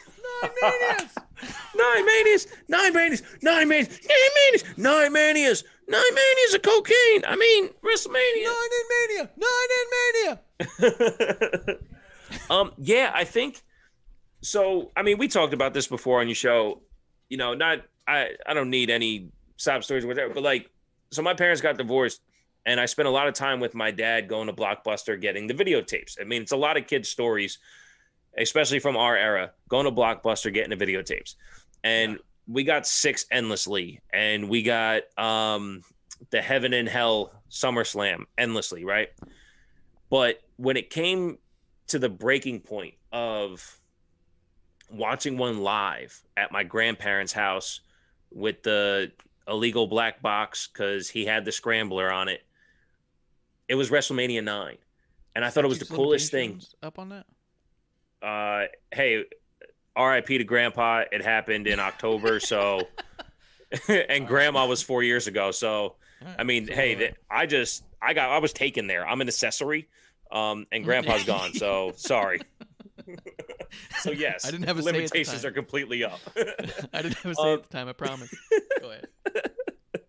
No, yeah. So, and what was so cool at that point in time, I was 8 or 9 years old, and it was outside. And I remember Heenan on the camel going backwards. I remember Undertaker with the bird. And even though it was crazy, Giant Gonzalez or El Gigante, whatever he was called in WWF, with the bodysuit. Even though it looked like a bodysuit, it still looked like a giant man with hair. And the Steiner brothers and Bret Hart was like rising at the time, only to be stopped by Yokozuna, and Hogan comes in, and the flash from the camera, like all that stuff still resonates with me. So that's the most nostalgic WrestleMania that I will ever have. It is, I've watched it back. It's a hard watch, but I cannot watch it without remembering being a kid. And that's what's so cool about it. No matter what 100%. WrestleMania. And honestly, how good is 10? 10 is so good, right? And I remember the build to the title versus title, which is why I was so upset that I forgot it when it came to Escobar and Devlin and Shawn Michaels came out. You know, I was like, Iron Man match. No, it's a fucking ladder match, you dummy. That was 10. As good as 10 was, 9 is just so much better for me in the nostalgia standpoint. And I guess my favorite, I said it earlier today on my show, 19. 19 is the culmination of what that childhood was by Rock and Stone Cold having their last match. I honestly, as good as the rest of the card is, I literally don't care about anything else. I can watch that match and get so emotional because I know the behind the scenes now, listening to Stone Cold's podcast and what he was feeling going into it and the style in which he likes to tell stories in the ring and what The Rock meant to him and what he meant to The Rock and how they talk about the reverence of that match together, being the only two that really knew it was his last match. I watched that with so much gratitude for what I was given as a child, as an outlet to watch things, that match at 19 makes 19 so cool for me. It's probably my favorite WrestleMania. One more and round from for 20 sure. from 20 to 30, I didn't watch any of them unless it was on replay. So I've only been back from 31 on. Gotcha. And then with 9, thinking about it, even with Hogan and Bret, we're in hindsight as the smart wrestling fans that we are, the wrestling journalists we have become. It's easy to look back on that one and be like, oh, what a shit show. But at the time, if you were a kid, Hogan coming in and saving Bret Hart was fucking thrilling. Epic. Yeah. You're like, this is it. Oh my God. Like, yeah, it was everything. Bret gives him the go ahead. He's like, he's covering his face and he's like, go do it. Do it. Go do it. Do it. Dude, Peter Rosenberg, I know you're not a huge fan of his content, but he has a phenomenal Bret Hart impression. Oh, his Bret Hart impression it's incredible. Sam Roberts has a pretty good Bret impression. He doesn't do it a lot. You know Davey and Owen, and it's like, however he does, it's fucking great. It's so good. But actually, yeah, no, as far as that Cheap Heat awesome show, I'm actually a bigger fan of Stat Guy Greg. I'm a huge fan of his. But he hasn't had stats in a few years, but yeah, he knows his shit. Yeah, I don't know what he's statting these days. He's a little statless guy, Greg. But so for me, what I would say, just to throw it out there, my most nostalgic one, I think, would be WrestleMania 13 with Bret and Stone Cold doing the double turn. I remember that as being like the moment that I was like bought in completely. I was a huge Bret fan going into it. In the moment that, and I remained a hardcore Bret fan throughout all of the Attitude Era. So much so that my brother was like loving DX, loving Stone Cold, and I'm all like, yeah, but Stone Cold never beat Bret, you little bitch. You know, DX would come out and do stuff, and I was like, they're just a bunch of degenerates. You know, like I was bought in. So good. Yeah, so and then like I was like, I got to move to Canada. You know, like it was a whole thing. You know, I was so bought into Bret Hart. You know, and so that match was like this is, I was so bought into the reality of it. It would take years and years for me to even start to see that maybe it wasn't. And that Mania too is one of those times where I remember watching that and being like, how can you watch this and have an argument and say that it's fake? And I'm like, you guys are thinking about the WCW shit. Because I'd turn over to WCW and you'd see like Disco Inferno put his hands out and stop himself before he'd hit something and then hold his head. And you go, well, obviously he's faking it. And I was like, but these guys are faking it. These other guys are not.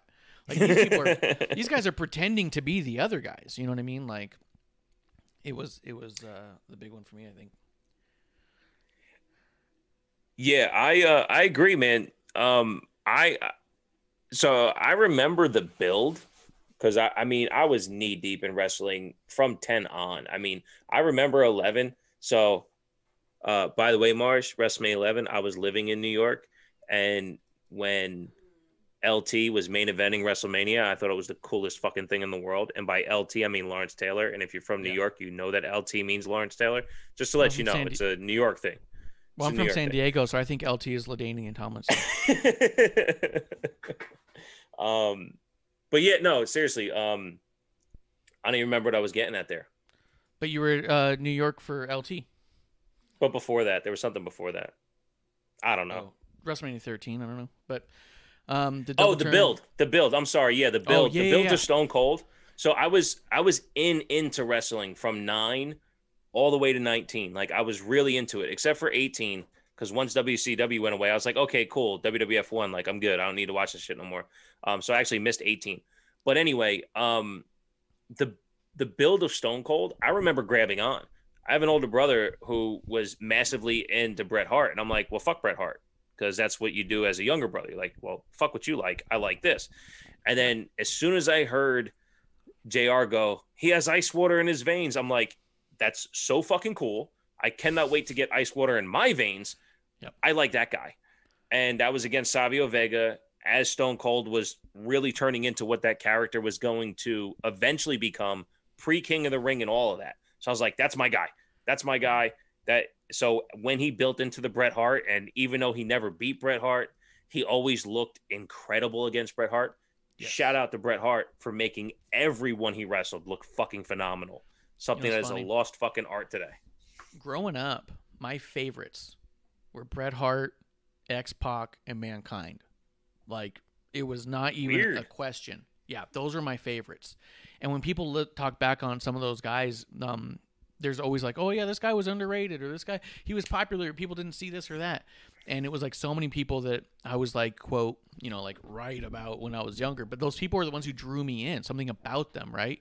And I remember that my brother was always fans of people against Bret and was saying, like, Bret's boring, this and that.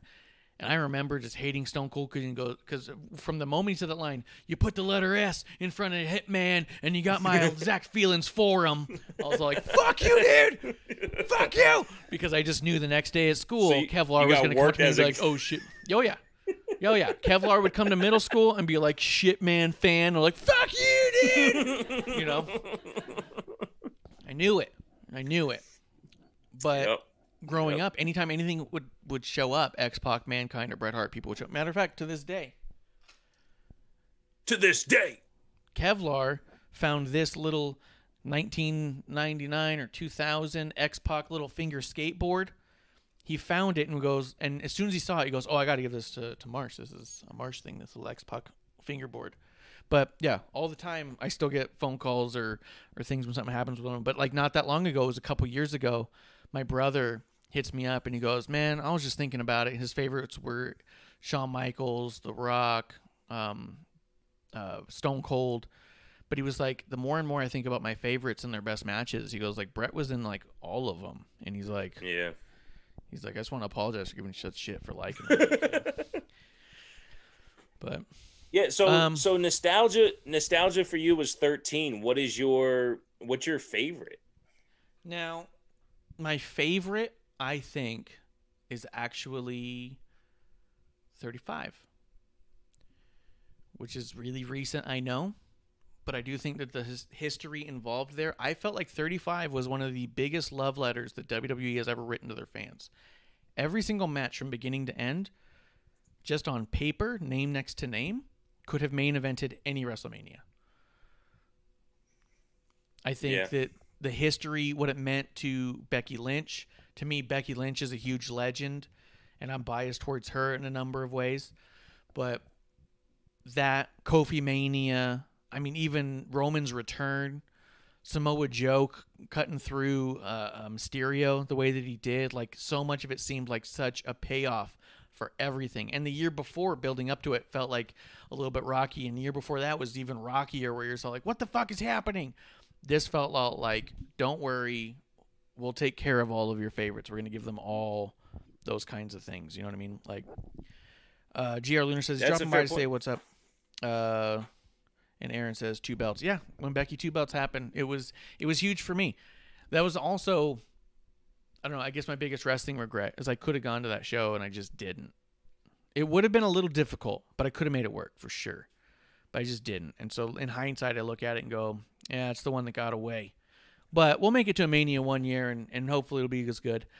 But we had Rumble that same year, which is the thing. That's what I was kind of like, well, I already did Rumble. I don't know. Because I did Rumble 2019, second row, incredible. But as far as Mania goes, the Mania that led into that, and maybe that's also part of it. I'm so connected to that Royal Rumble that the payoff of that Rumble being Mania means a lot too. So that makes sense. That might put it into the nostalgia category too.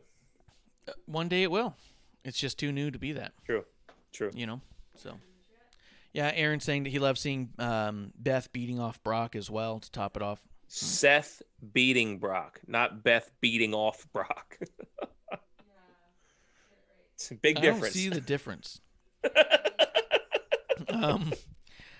One would make Edge really upset. The other one doesn't bother Edge at all.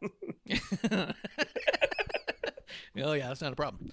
Lunar says that Rumble and TakeOver was an amazing weekend. Yeah, the whole thing. I still think about it almost daily. It was a good time. That's awesome. I have two pay-per-view regrets. WrestleMania 35 is one of them. Being in Delaware, MetLife Stadium's only 2 hours away. It's not a far drive, and I still have family back home. I had a place to stay, even if I wanted to get just tickets to Mania, or if I wanted to do the package. It's not that big a deal anyway, right? But I was like, you know what? Us as a family, we're working towards different things, so spending that kind of money didn't make sense.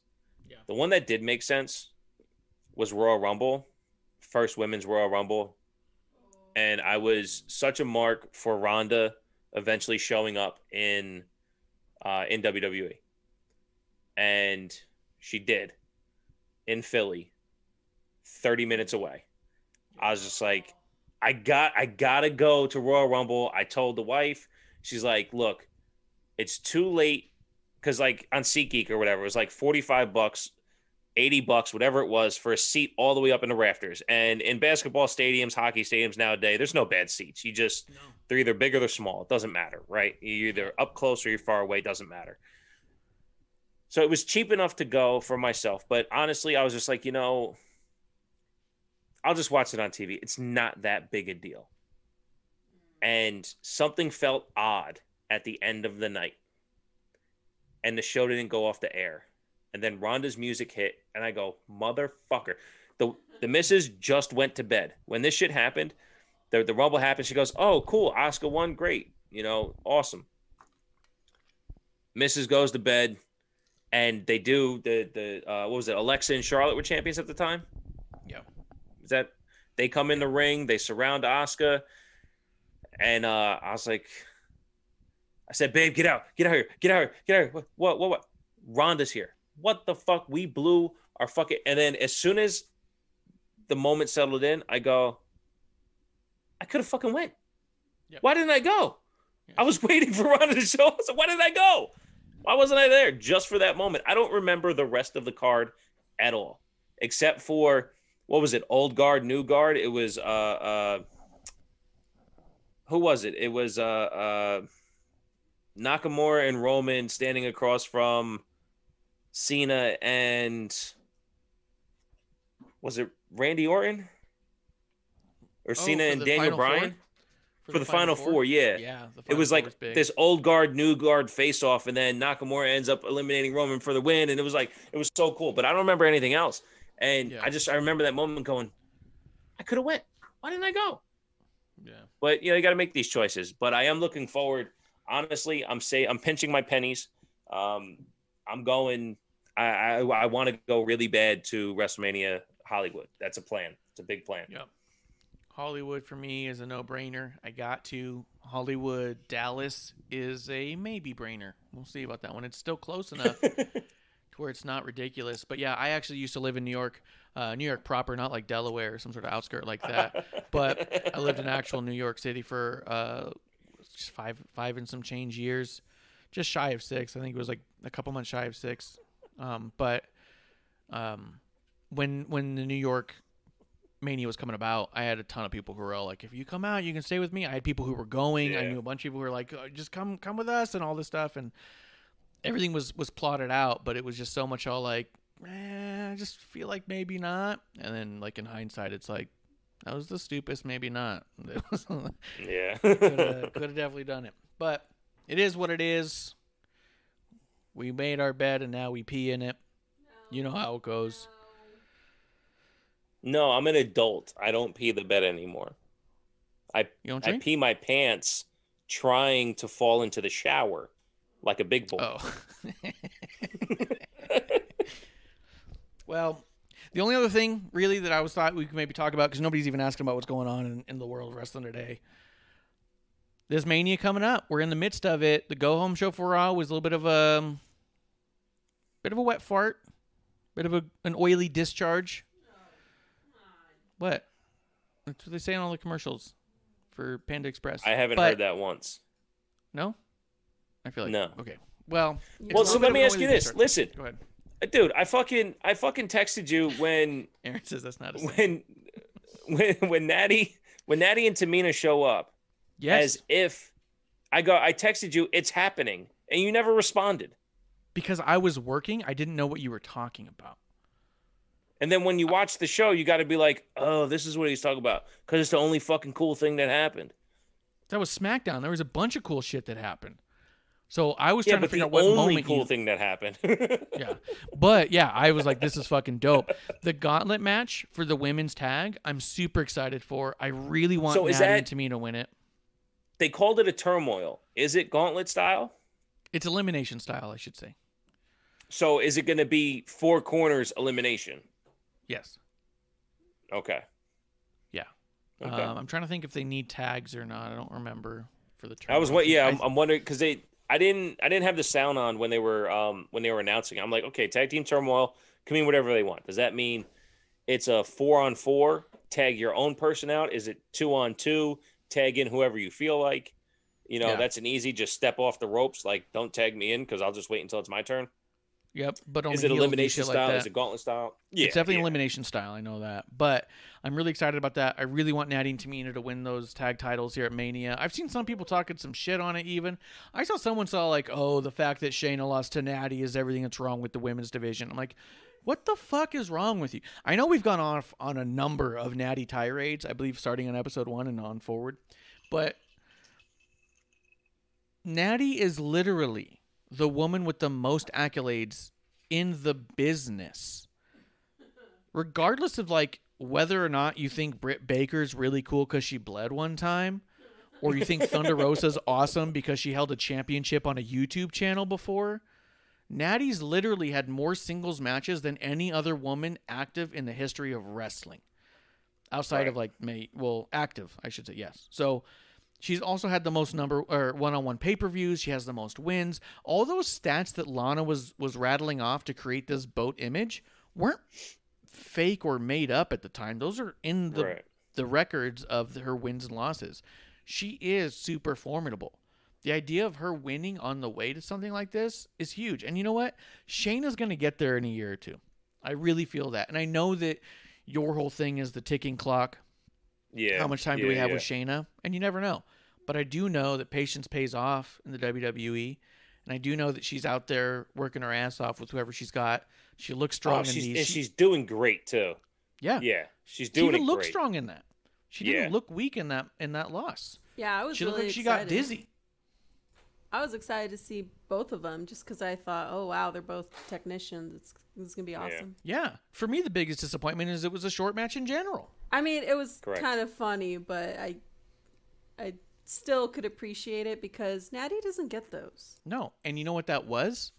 You know what that showed? That was a veteran win. Those were the wins that the vets get because they can see you slipping when you're an overly confident, young, badass fighter, but you're not an old-time wrestler. She's an old-time wrestler. She can see your slip-ups and take advantage of it. And you know what? The Shayna character can learn and grow from that. So I got no issues with that. I mean, part of me was let me ask you this. bummed. Go ahead, producer. I'm sorry. Sorry, part of me was bummed because I did want to see them, beat each other up. But at the same time, I was like, yeah, I'm fine with it. It's fine. Yeah. Real quick, GR Lunar, because he says he's got to go. He wants a short, silent point to the Wrestlemania sign as we get ready for Wrestlemania. Can you point to the sign, Bishop? Point to your right. I have to make sure here that it's in the right spot. No, is it this way? Right. Yes. There you go. Point to the right. I'm on delay, so I don't know if I'm pointing in the right direction. All right, perfect. Stay right there. Right there. Right there, Mania, right there. Hell yeah, we did it. It's collaboration right there. Very good. Very good. All right. And we're done. Yeah, go ahead. Say what you want to say about this match. I'm excited for this one. I'm actually super excited for this one. Yeah, I'm curious. Honestly, at the end of the day, is this where we get the opportunity to have the women's tag team championships become something? Because it already seems like something of importance on NXT and something that they flubbed along the way. But if we get an opportunity to get Shayna and Nia to lose, for somebody to take it and run with it, a la Sasha and Bayley, and now have Shayna and Nia in a feud with themselves away from a title, you now have the opportunity for 3 separate women's storylines on a show like Raw that can really use something besides 1 hour total of Drew McIntyre. Yep, 100%. I'm 100% behind all that. So you think my wrestling takes are terrible? Well, because this is the one you agree about. Oh, gotcha. And Bailey's dope too. So anyone that starts just ragging on Natty and adding us on Twitter, no, thank you. I don't need that on our timeline. Yeah, we mute those real quick. Anybody talk shit about Natty, I just do a quick mute. I'm like, oh, you don't understand or get it. If you think Natty is shitty, you don't get it. You are just the most surface level wrestling fan. If you're not a fan, I mean, I'm not a fan. Cool. I've never been shy about that. I think there's a lot that she does that's a disconnect. But I think one thing that I have noticed with her is that, okay, fuck it, whatever. You want to not invite me on anymore? It doesn't matter. NXT's moving to Tuesdays. It's different not being a fan. When it comes to Natty. Not being a fan is not the same as not understanding or respecting. Okay. So when it comes to Natty, I see somebody in the ring who is a general, but when you're leading people in any job, any profession whatsoever, you can't make them work the way you do. You have to work to them and build them up to what you do. And I see a lot of holes in that. We don't get that out of Bayley. Bayley finds a way to work down to someone's level and lift them up gradually, where Natty does get good matches out of people who maybe don't deserve to have as good of matches, but you see her calling out the spots. You see the next moment that's going to happen. And I'm not saying that she can't have great matches. She has phenomenal matches with people who have great matches.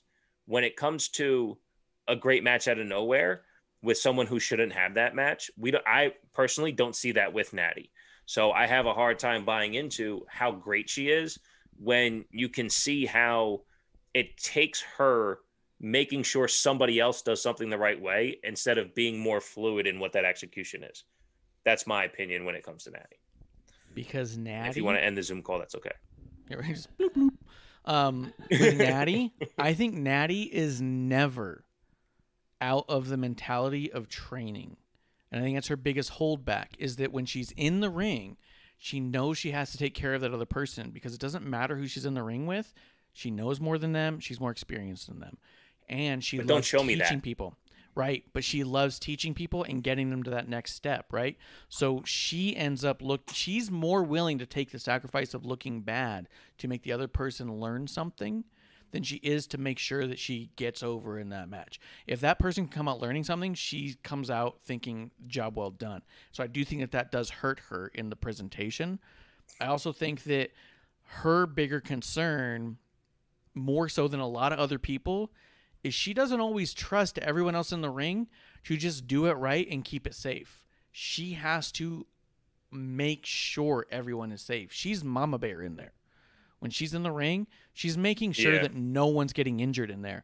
And other people in the ring are just trusting the other person to do what they're supposed to do. Natty's not like that. You know what I mean? So I do think that is what people see as sloppiness, and I don't think it is. I think it's her overcompensating for the other person's weakness, and it slows her down some. I think once you get her in the ring with someone like a Becky at that SummerSlam was fantastic.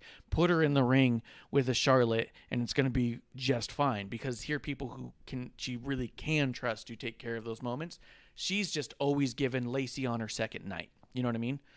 So that dichotomy is why when I go in my AEW tirades about holding them accountable, that I can't gloss over those moments in Natty to fully appreciate the other ones.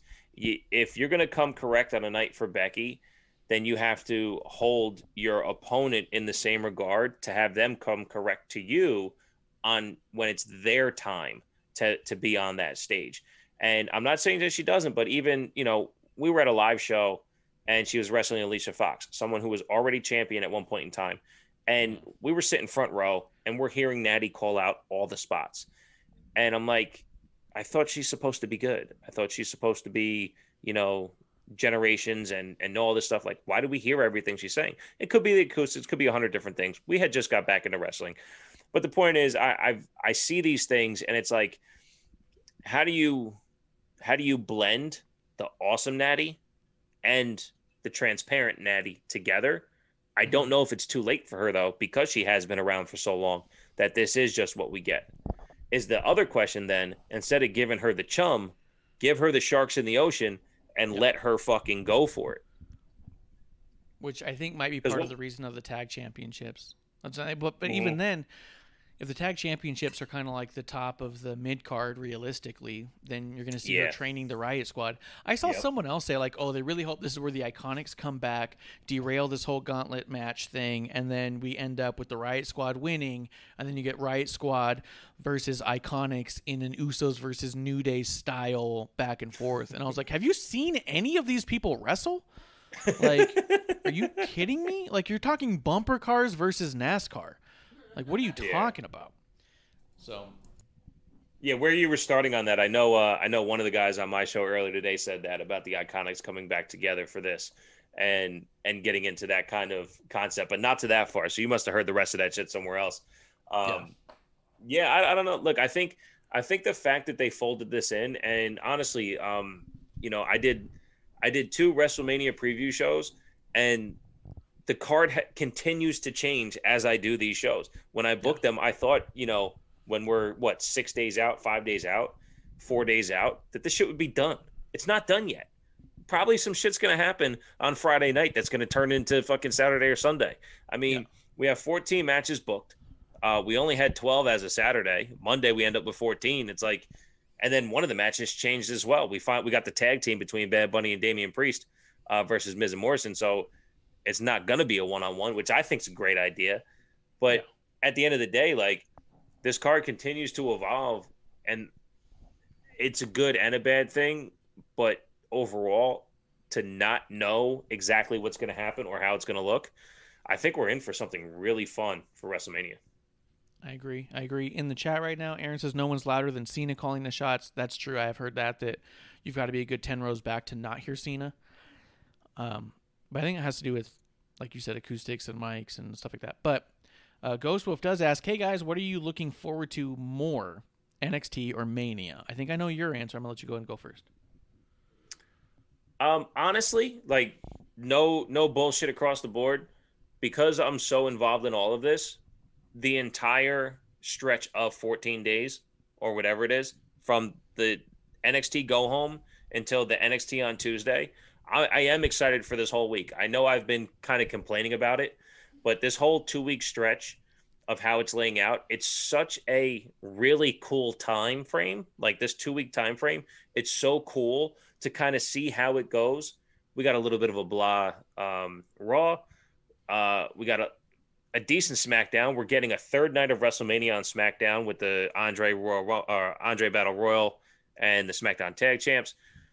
And we're going to see a new presentation of NXT on a Tuesday. I'm legit.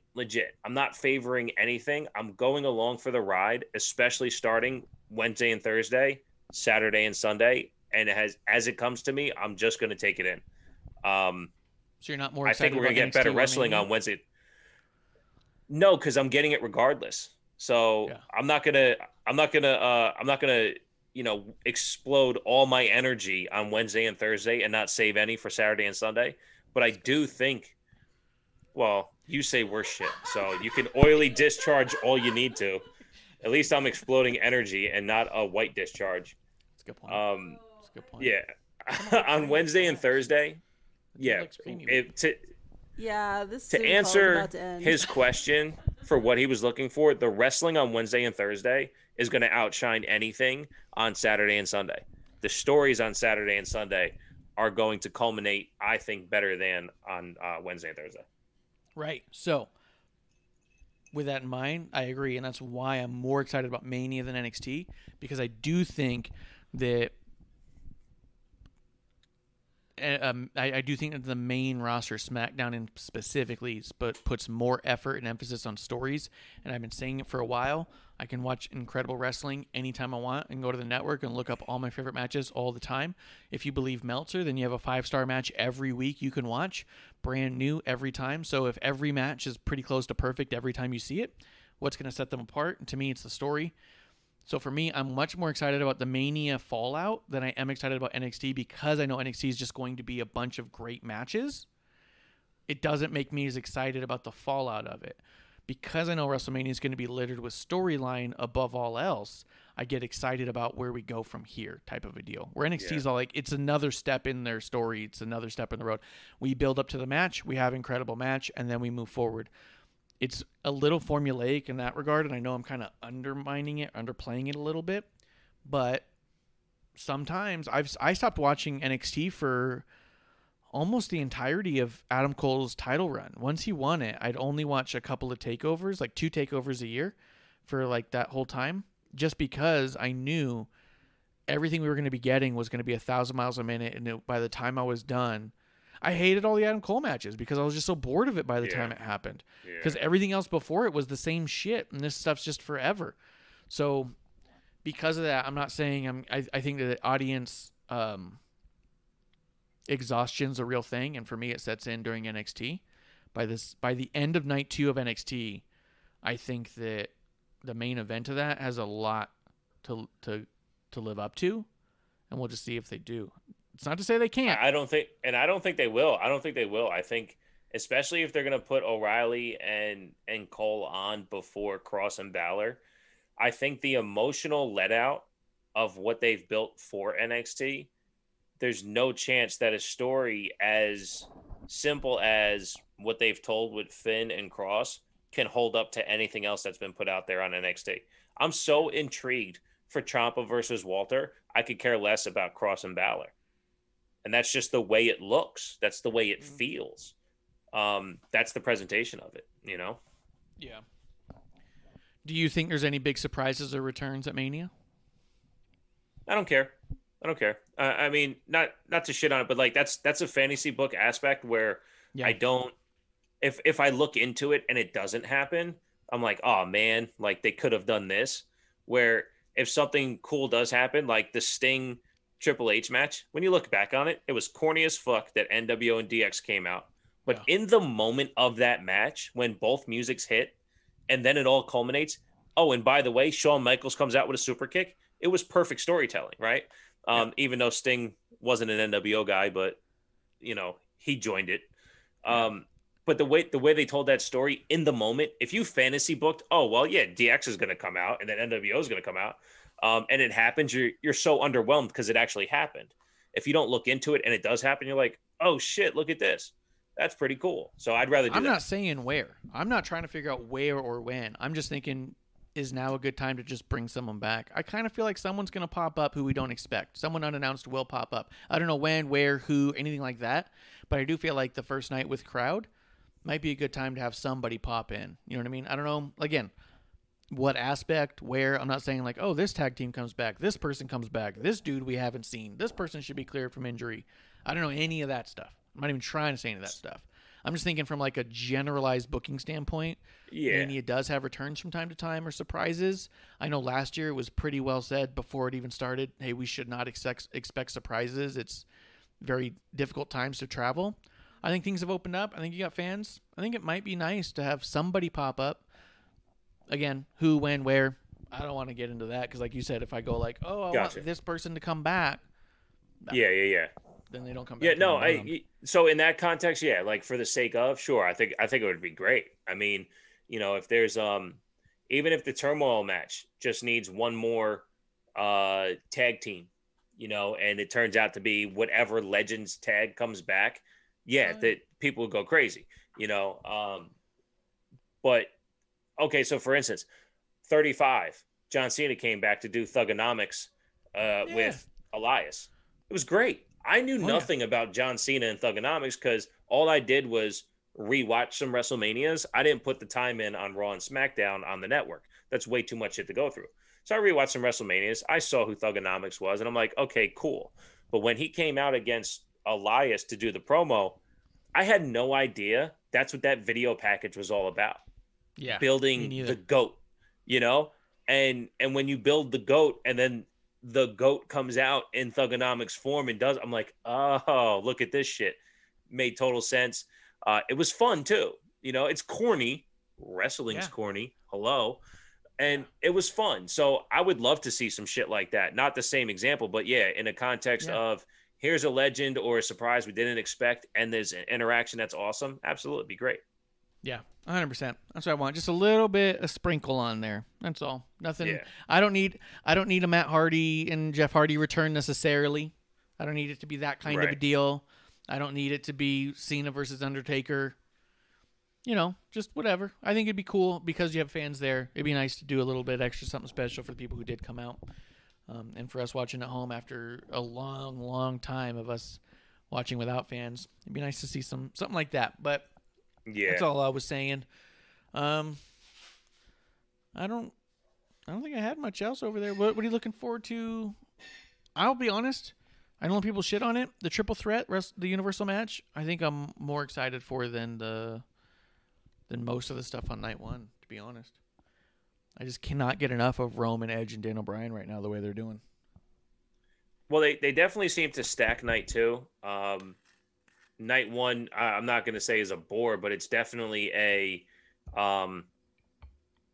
slow build, if you will, into what the main event of night two is going to be. I don't think we're really going to get anything incredibly special on night one. Maybe that's the night that we get the returns that you're talking about, the special surprises or what have yous. I don't know exactly where they would interject, but I like that. You know, as far as WrestleMania in the overall, I'll just throw it out there myself. Excuse me. What I'm most looking forward to, I think at the end of the day, the thing that really is intriguing me most is the Roman, Edge, and Daniel Bryan, because I think this is some type of culmination. There's going to be a finality. I forget which hand it is for me, so I'm not. There we go. I was pointing above it and beyond it. I gotta go like this. How's that? I'm doing it. I'm figuring it out. How's my finger? There we go. How's my finger? Is it working? There we go. That's good. I like it there. All right. That's what she said. I don't like how we got here. I don't like what the actual match is. You know, I've said this for a while. Give me the one-on-ones and then build to a triple threat. To do it backwards, you're losing interest, at least with me. The story that I've been enthralled with so much is The Fiend, and what's really like giving me mixed feelings on the inside is I don't know what this is, and not necessarily in a good way. I don't know how we leave WrestleMania and continue or end this story. I don't know how we see The Fiend again and it makes sense. I don't know how we see Randy Orton again and it makes sense. I don't know how to leave WrestleMania with what's happened between The Fiend and Randy Orton making sense. And that sucks for me because I've been on this bandwagon for 6 months, 8 months. Yeah, I hear that. I'm similar with that one too, where with the Fiend stuff, I'm like, this is incredible. I never want it to end. But it's definitely at a point where it's all like, I don't know how it keeps going after this. Because they've turned the Fiend into Freddy. Well, even less than Freddy. Who's like the brain dead one who just did shit? Was it Jason? Michael Myers? Was that Michael Myers? Yeah, like Michael Myers. I don't know. Where now it's just like this kind of he's just there. He's just this entity without speaking. So the idea of how Firefly Funhouse but Bray transitioning between the different types of Brays to tell the stories of how and why the Fiend is coming for revenge made it dynamic and incredible. Now that the Fiend is just a burnt entity that's not speaking or talking, and you need Alexa to do that, it does feel a little more impersonal when Alexa's like, fuck you, dude. So if you did build into, let's go the Undertaker route, which we feel it's not going to happen, right? I'm not saying this as a thing, but let's say you want to take that Undertaker route of storytelling, and you talk about how the Undertaker beat Bray at WrestleMania. Was it 31 or 32? 31. But 31. So you can go that Bray wants his revenge for that. How is Alexa going to tell that story and have it be personal when she wasn't in the company at the time? You know what I mean? Right. Where with Bray, the way that he told stories, Bray's acting is next level.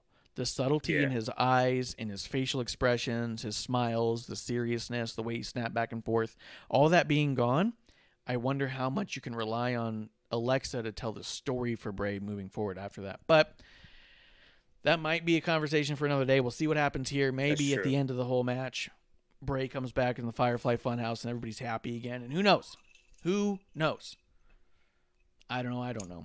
But I am excited for the week. I'm excited to have drinks with my friends. I'm excited for you guys coming through. And I apologize for the change in format today. I thought, why break down show for show when a couple of guys can just have a few drinks and just talk wrestling on whole? That's what we would do. I thought we would be shorter. It wasn't quite as short as I was hoping. I thought we might be out 45 minutes to an hour. I was like, we might just end up fucking be done in a minute. So a little longer than I thought, because I do want to thank everybody for coming through, having a drink, because there's 130 hours of wrestling this week. And if you spent even 10 minutes with us having a drink, we appreciate that. And we feel nothing but gratitude for you on this side of the IWC. Bishop, you want to tell people where they can find you? Yes, check me out, twtakes.com, for all audio platforms that I am on, to check out my podcast, Terrible Wrestling Takes. twtakes.com/TWTs to get one of these awesome t-shirts. You can also buy 2, 3, or 5. You can buy 100 if you want. You just got to do it in multiple purchases. I'm having a blast, man. Marsh, thank you so much for having me on. I am at TW Takes Podcast on all social media platforms, twtakes.com. Check me out. Listen to my show. I'll be doing watch-alongs for Night 1 NXT, Night 2 WrestleMania. Check out twtakes.podcast.com for the video links as well. I broadcast on Twitch, YouTube, Twitter, and Facebook, just like Marsh does for this show. Come in, have the same way you do here. Join the chat, join the show, derail the show, have a fucking blast, drink along with me.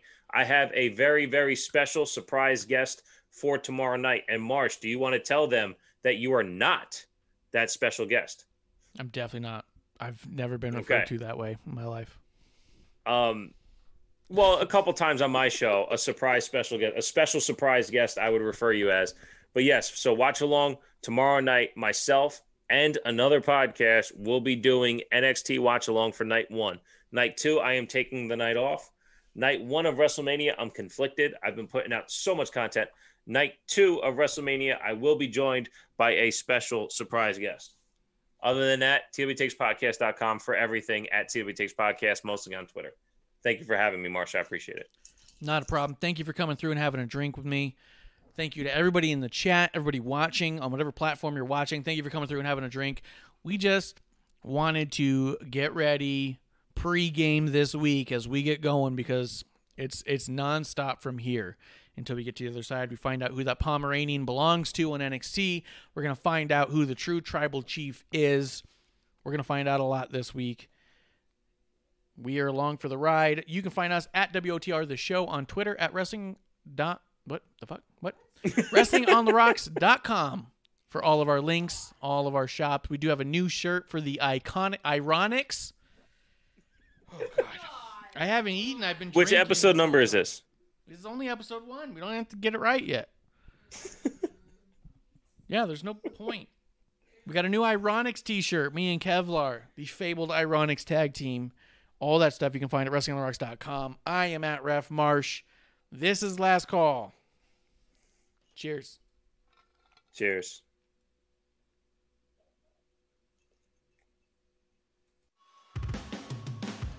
Hey, producer lady here. Thanks for tuning in. Continue to support us or buy us a drink by following and putting the I in subscribe on Twitch. Or subscribe and review our podcast on Apple Podcasts or wherever you listen to us. Cheers!